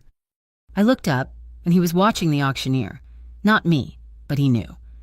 A complete paper ledger of every transaction from Centurion Bankworks for the last 5 years, the text continued, and a mirrored, encrypted hard drive, the originals. My God, Noah's card wasn't just insurance, it was the key. Dante had just walked into the lion's den carrying the lion. The auctioneer, a man with a booming voice and a plastic smile, was trying to sell a week-long stay at a villa. Do I hear 80,000 for paradise? The lights dimmed slightly. Focusing on the stage, the classical music swelled. And then it stopped. Abruptly, the speakers crackled. A new voice filled the room. It was digitized, female, and cold as ice. Seraphine. "We interrupt this auction for a new collection," the voice announced. The two massive projection screens on either side of the stage, the ones that had been showing slides of the villa, flickered and changed. They displayed what looked like a piece of abstract, digital art, a complex web of moving lines and nodes. "Our first piece," Seraphine's voiceover cooed, "is titled Disbursement, and as you can see, it features a bold line representing a transfer of $800,000 moving from a Halcyon Ring Shell Corporation through Centurion Bankworks and resting right here in the Night Fen Charity Fund." The room went absolutely silent. You could have heard a sold sticker drop. "A generous, if anonymous, donation," Seraphine said. The image changed. A new painting. This one was simpler. "This piece is consulting fee," she said. "A striking, minimalist work. A direct transfer of $75,000 from the Meridian Bureau's confidential informant fund to Mr. Rex Sable for security services. A lovely, recurring piece, paid out monthly." Sable, across the room, looked like he'd been shot. Vale was on his feet. His face, usually so composed, was a mottled, furious red. "Shut it down," he bellowed at the tech booth. "Shut it down, kill the projectors. Cut the house lights now." The screens went black. The room plunged into darkness. A woman screamed. People were shouting, confused, panicked. For a single, long second, there was only the green and red glow of the emergency exit signs. Then a pinprick of light appeared on the high, vaulted ceiling, then another and another. 4 of them. Tiny drones. They had been nested in the darkness of the rafters. Now they were alive. Their microprojectors flared, and the art exhibit was back, splashed across the vast white canvas of the ceiling. Seraphine wasn't in their system. She was the system. This was my cue. In the chaos, as people stared at the ceiling, I moved. I saw Parker. He was trying to bolt, scrambling out of the kitchen, his face a mask of pure terror. He was heading for a fire exit. I grabbed his arm. "Parker." He spun, shrieking, nearly falling over. "My God, did you see? They know, Parker," I hissed, shoving him toward a side door marked storage. "They know you're the link. Vale thinks you're selling him to Halcyon. Halcyon thinks you've been a bureau rat all along. You're the one they both want dead." I'm not, he sobbed, stumbling into the dark, narrow room. It smelled of bleach and old linens. I followed him in and shut the door. cutting off the noise of the panicking gala. We were in near total darkness, lit only by the red glow of the exit sign bleeding under the door. "You have one choice," I said, my voice hard, my camera recording his breakdown. "You're a dead man. You can die in here as a pawn, or you can live as a witness. You have to choose. Right now, tell me." He collapsed. He slid down the wall, burying his face in his hands. "I didn't know what to do," he wailed. "It was halcyon, first years ago. They knew I was skimming the register, just small amounts. They said they'd look the other way. I just had to watch. Tell them who was talking to cops, who was asking questions. And Director Vale I pushed. He found out, he knew, he used that to trap me. 2, he said I had to be a good citizen. He said I had to report on Halcyon to him. He said he'd protect me. And then they sent me pictures of my wife, my kids at the playground. They said they'd keep them safe as long as I was helpful." The door to the storage room opened. Parker screamed, a high, thin sound. Dante Rovan stepped inside. He was holding the black briefcase. Evo was behind him, a shadow that filled the doorway. He closed the door. Dante looked at Parker, who was trembling on the floor. He looked at me, then at my button camera. He gave a single, slight nod. Testimony secured. "Mr. Hume," Dante said. His voice was quiet, calm, but it filled the small room. "You seem to be in a difficult position." He placed the black briefcase on a metal shelf. Click, click. The sound of the 2 main latches popping open was louder than a gunshot. He opened the lid just an inch, tilting it so Parker could see inside. I saw it, too.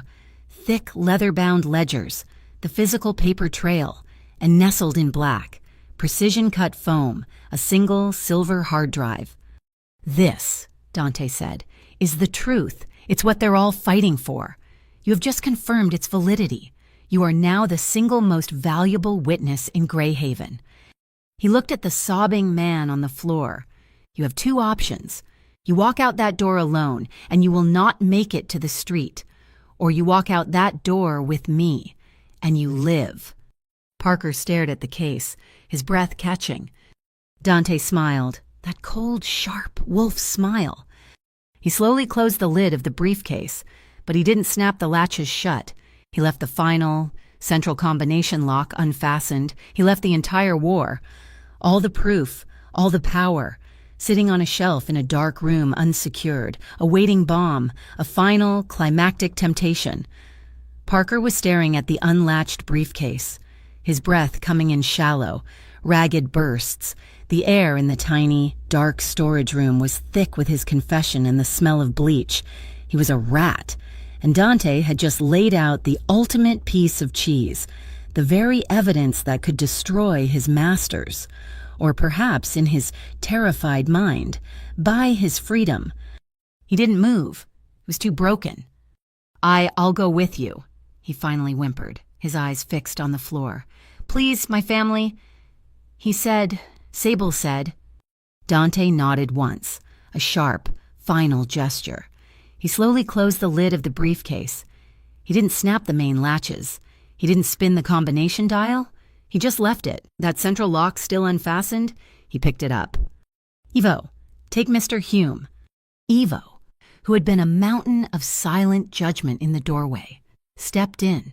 He grabbed Parker's arm, hauling him to his feet like a sack of damp laundry. Parker didn't resist. He was a puppet whose strings had been cut. Dante held the case. I held my breath, my button camera aimed steady. We were a strange procession, the king, the pawn, the ghost, and the mountain. Dante opened the door. Chaos! The grand hall had transformed. The panic from Seraphine's art exhibit was nothing. This was new. This was visceral. Thump. A dull, heavy concussion from the direction of the kitchens, followed by a metallic crash. A woman screamed, a high, thin sound that cut through the alarm. Then the smell hit us. It wasn't smoke, it was acrid. Chemical, pepper, tear gas.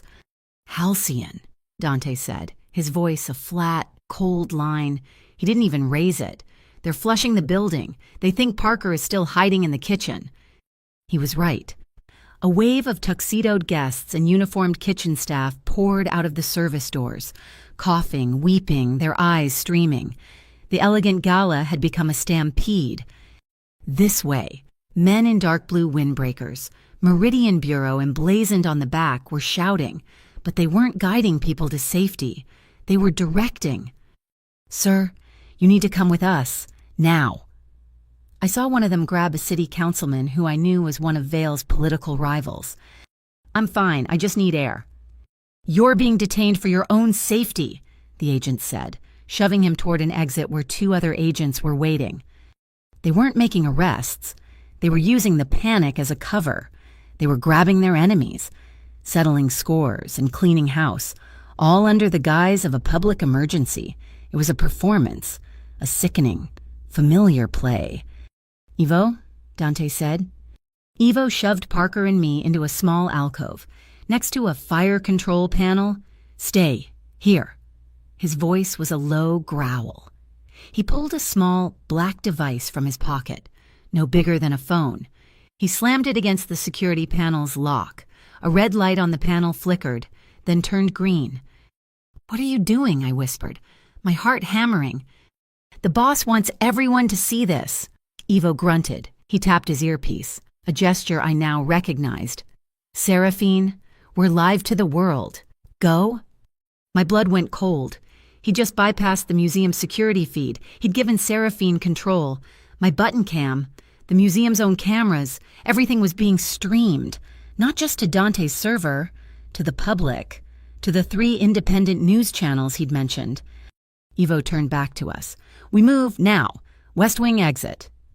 We plunged back into the river of panicked people, moving against the current. Dante was in front, the briefcase in one hand, using his body to clear a path. Ivo was behind, one hand on Parker's shoulder, the other on my back, pushing me forward.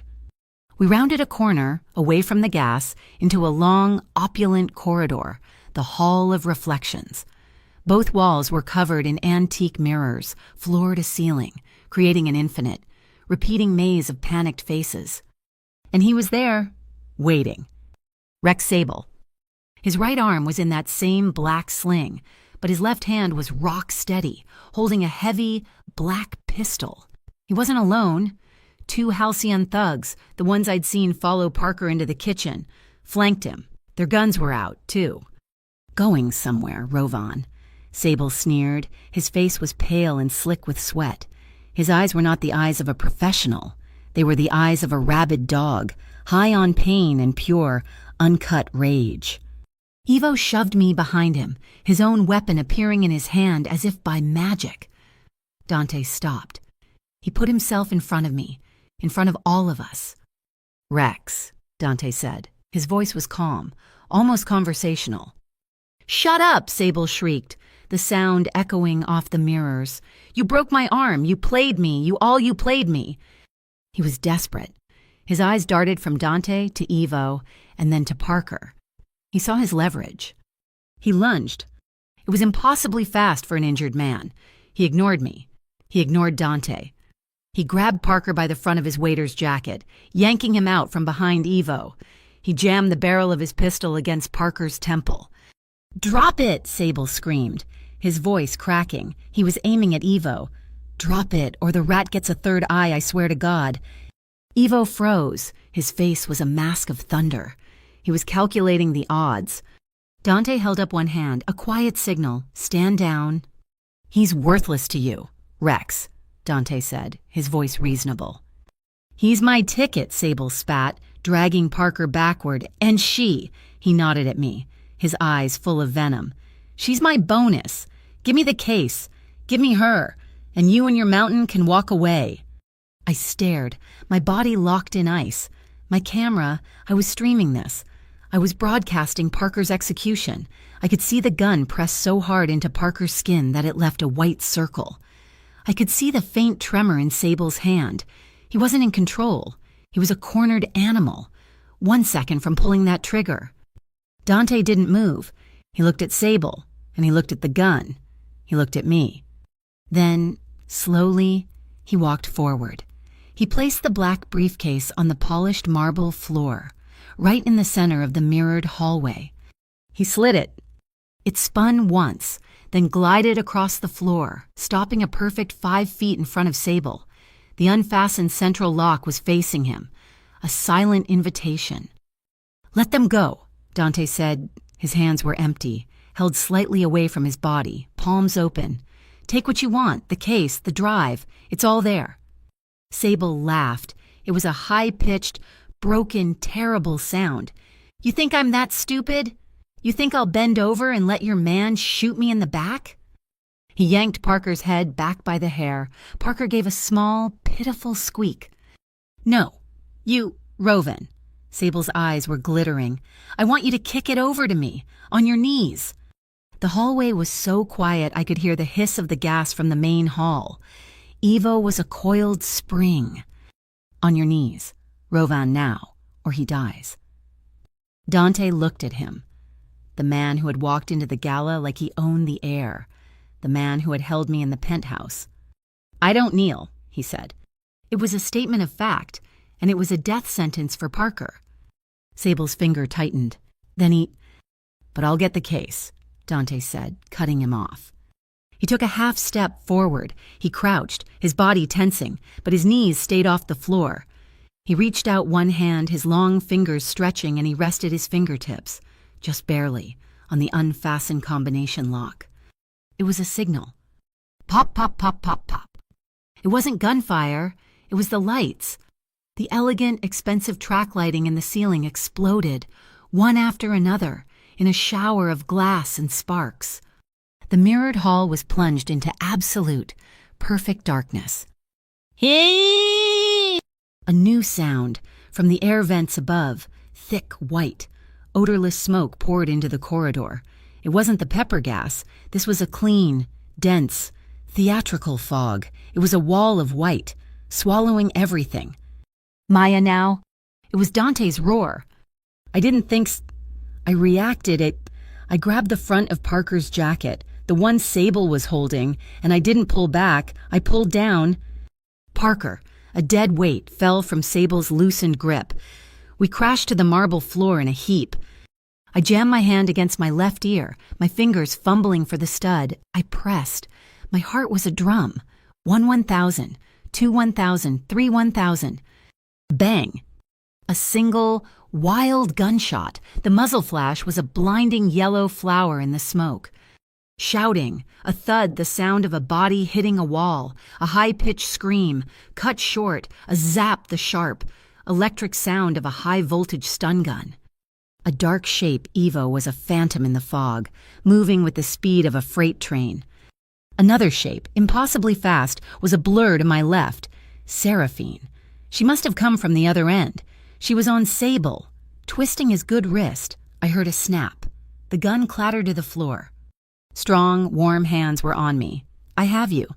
Dante. He was hauling me to my feet, pulling me against his side. His arm a steel bar around my waist. He was dragging me backward, out of the smoke. His other hand, he had the briefcase. He'd never let it go. "Vale, he's running," Seraphine's voice, sharp and clear. We were at the end of the hall. The smoke was beginning to clear. Evo had Sable on his stomach, his hands being zip-tied. Seraphine had Parker, who was just sitting on the floor, weeping. Down the other end of the corridor, near the main entrance, we saw him, Director Richard Vale. He'd ripped his name badge off. He was sprinting, shoving panicked guests aside. He wasn't running toward his own men. He was running for a side exit. Exit C3. He slammed his shoulder against the crash bar. The door flew open.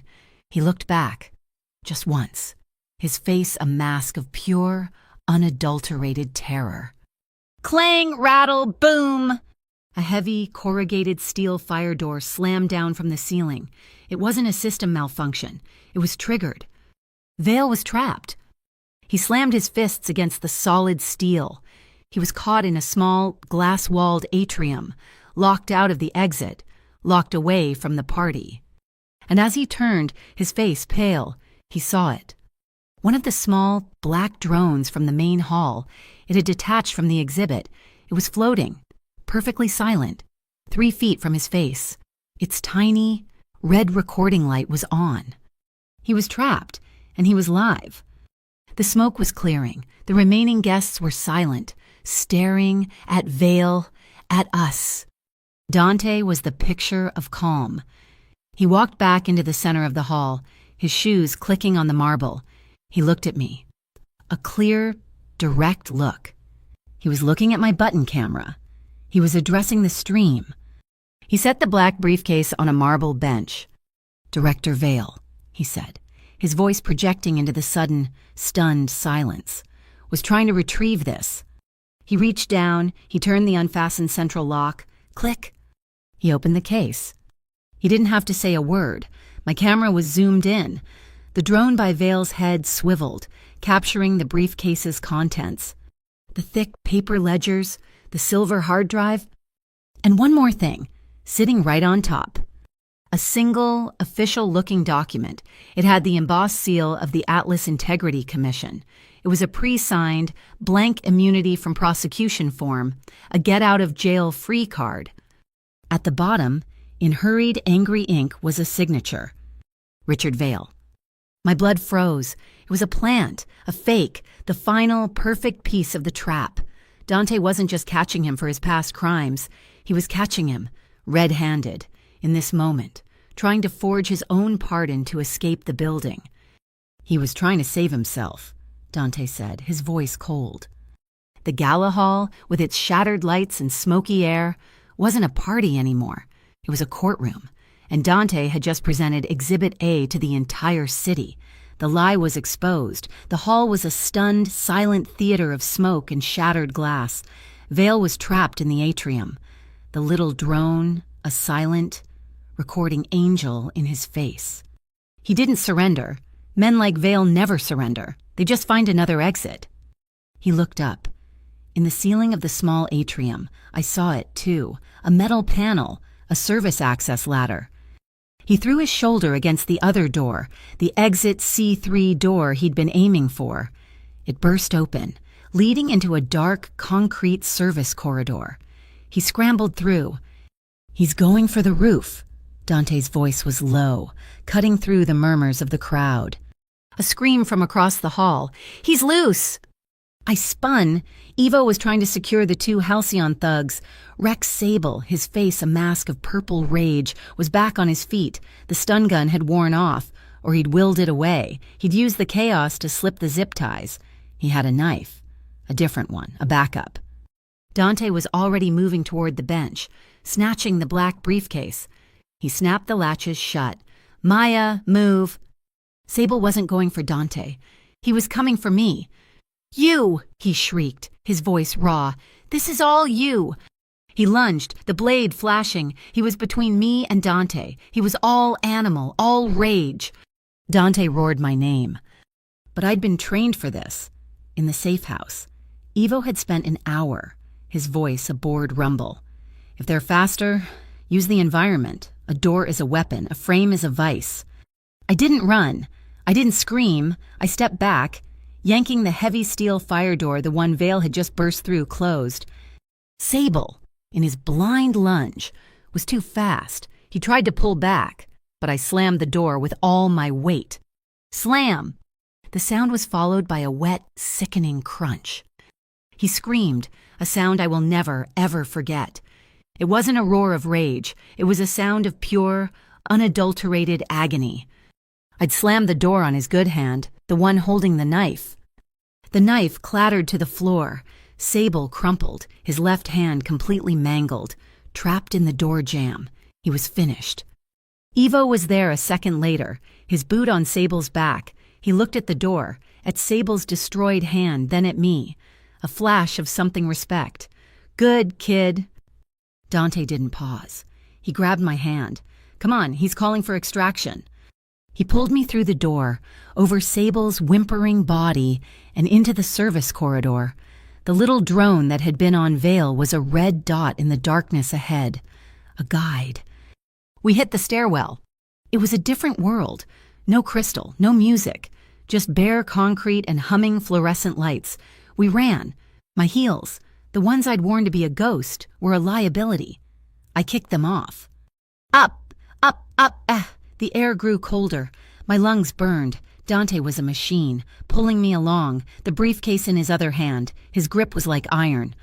All I could hear was the slap of my bare feet on the concrete, the metallic clang of his shoes, and our ragged, shared breathing, which smelled like the air itself, like metal and cold, and the sudden sharp scent of rain.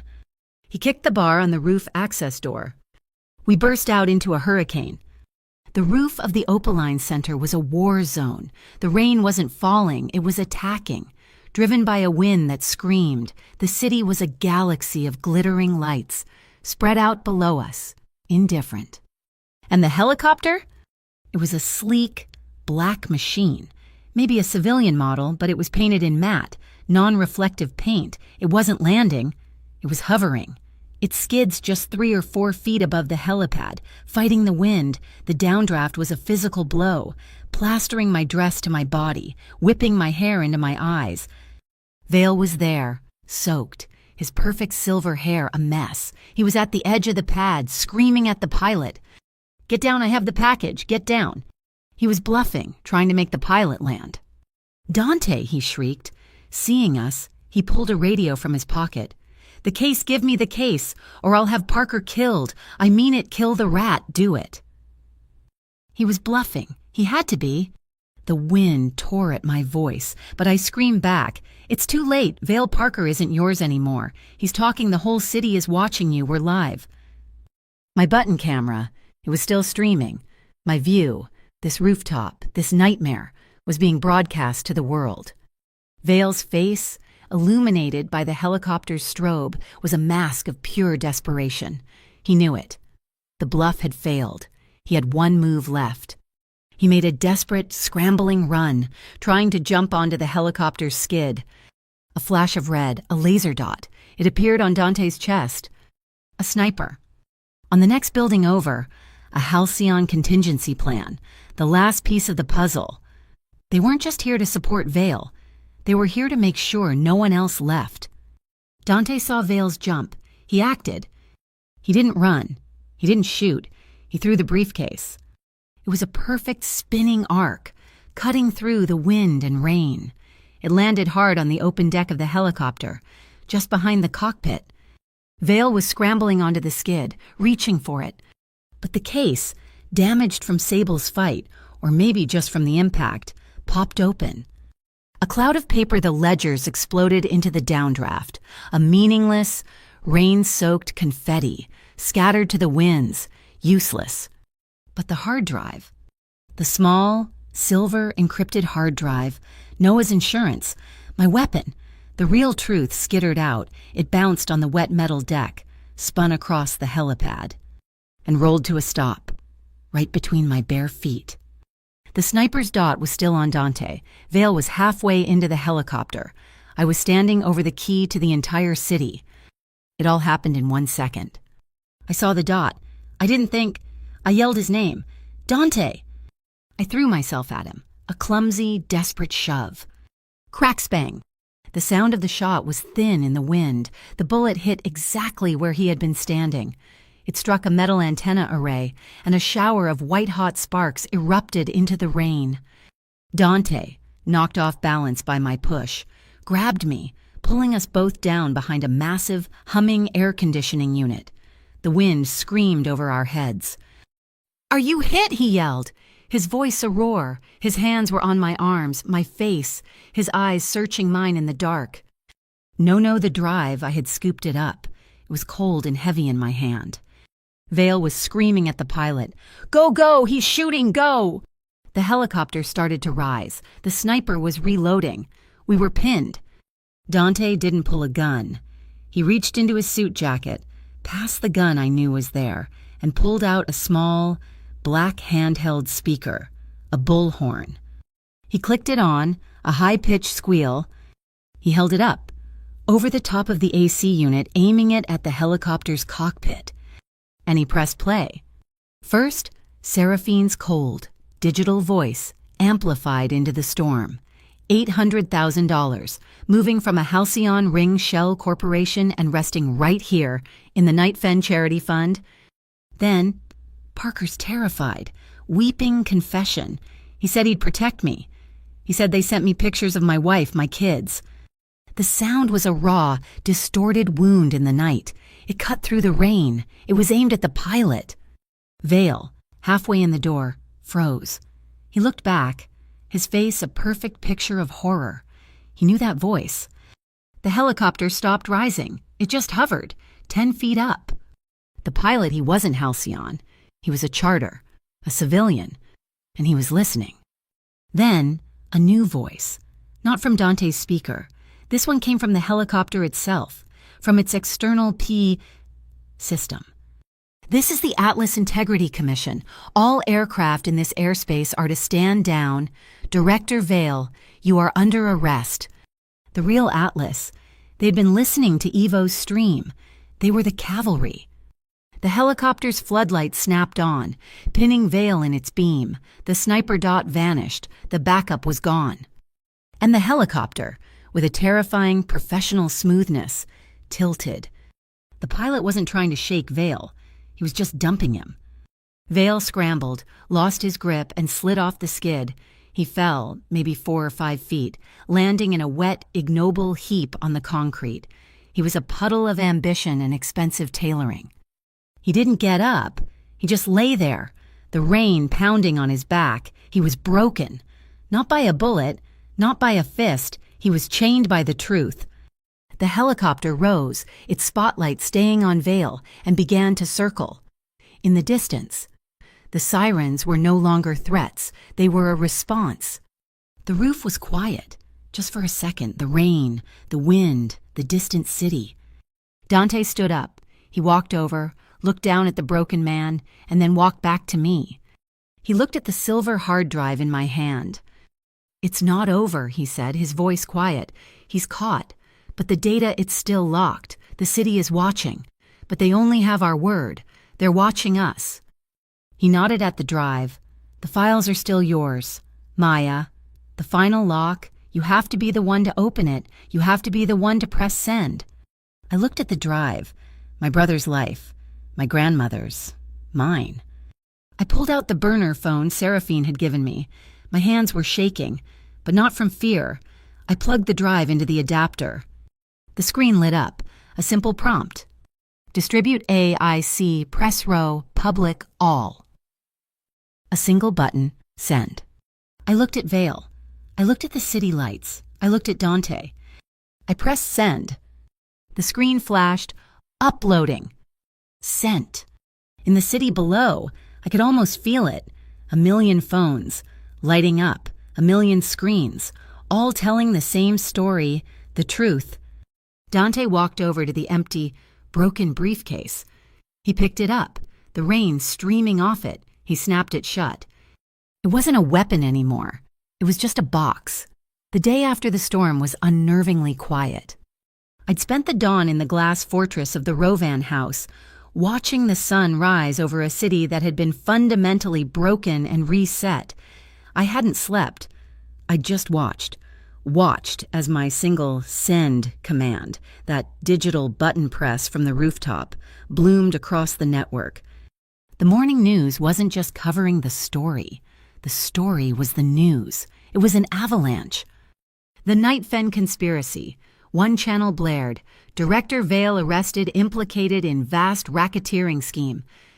The hard drive, Noah's drive, had been a scalpel. The Atlas Integrity Commission, the real one, energized and armed with my data drop, had moved before dawn. They weren't just investigating, they were cleansing. They had raided 3 separate Meridian Bureau offices, and Director Vale's entire inner circle was in custody. The Halcyon Ring, the branch that had owned my neighborhood, had simply evaporated.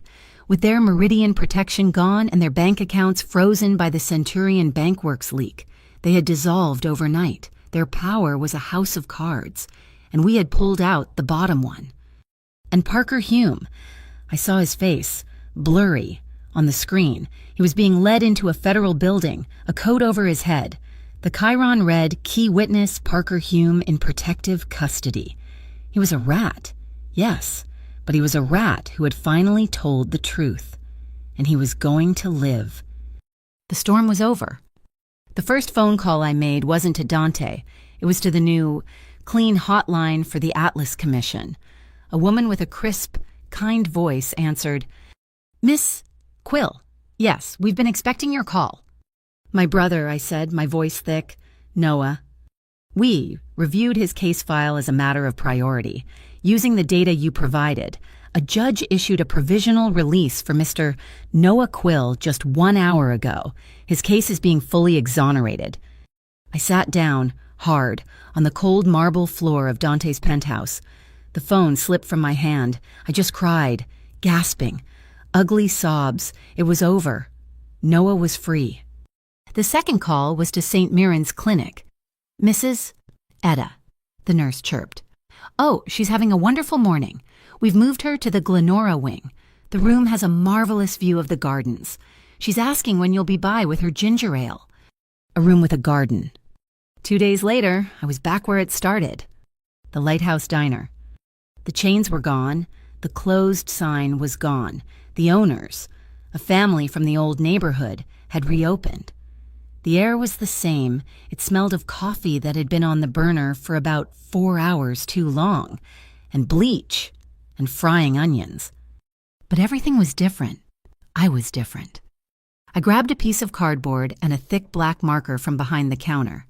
I wrote 2 words on it: "Now hiring." I taped it to the front window. A new start.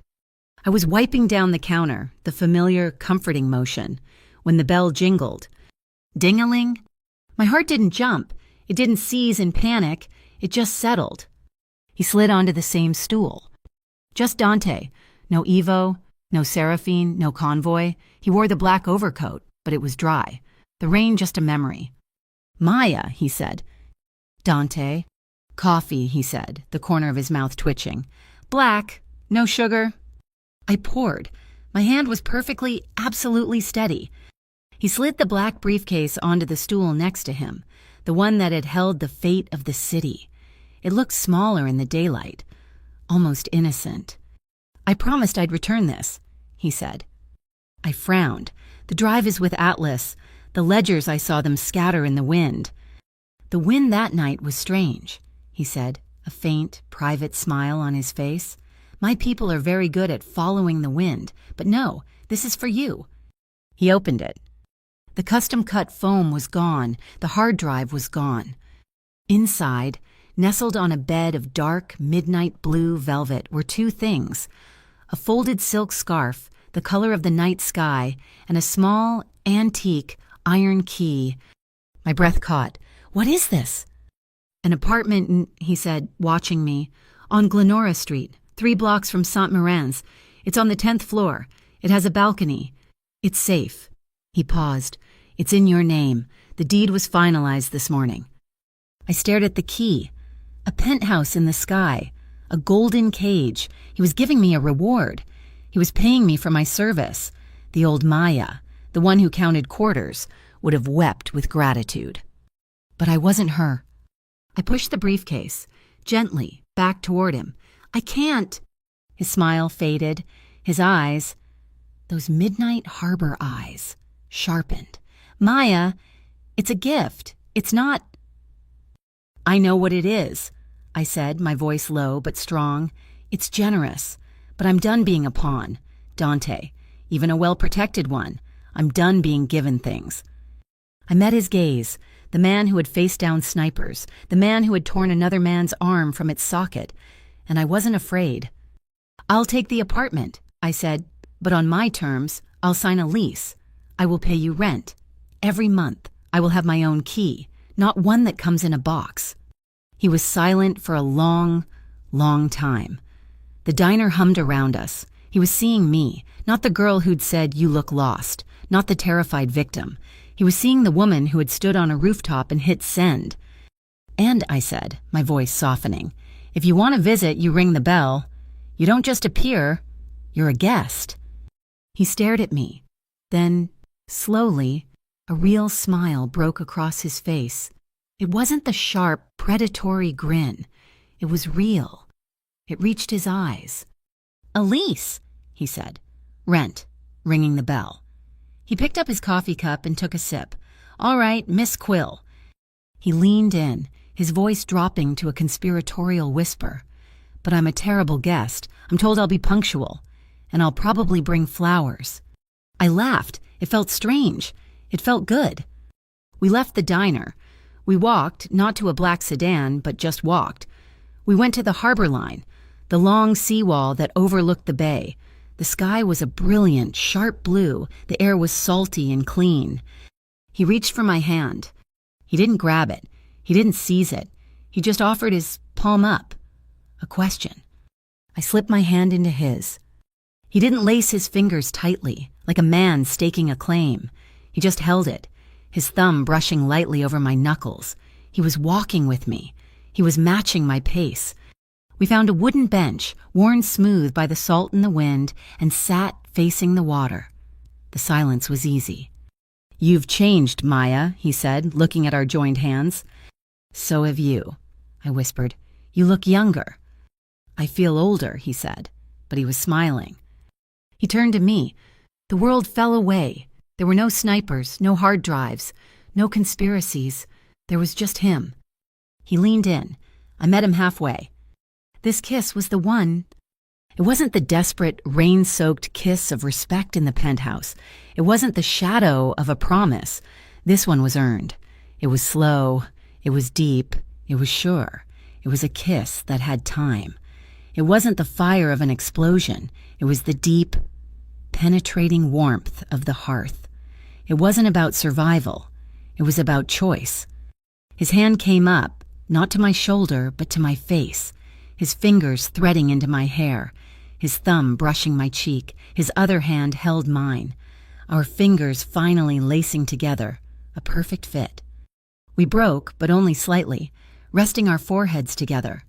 Our breath was even, mixing in the cold, clear air. "I'm here," he whispered. It wasn't a promise of forever. It wasn't a fairy tale. It was better. It was a statement of fact. I'm here.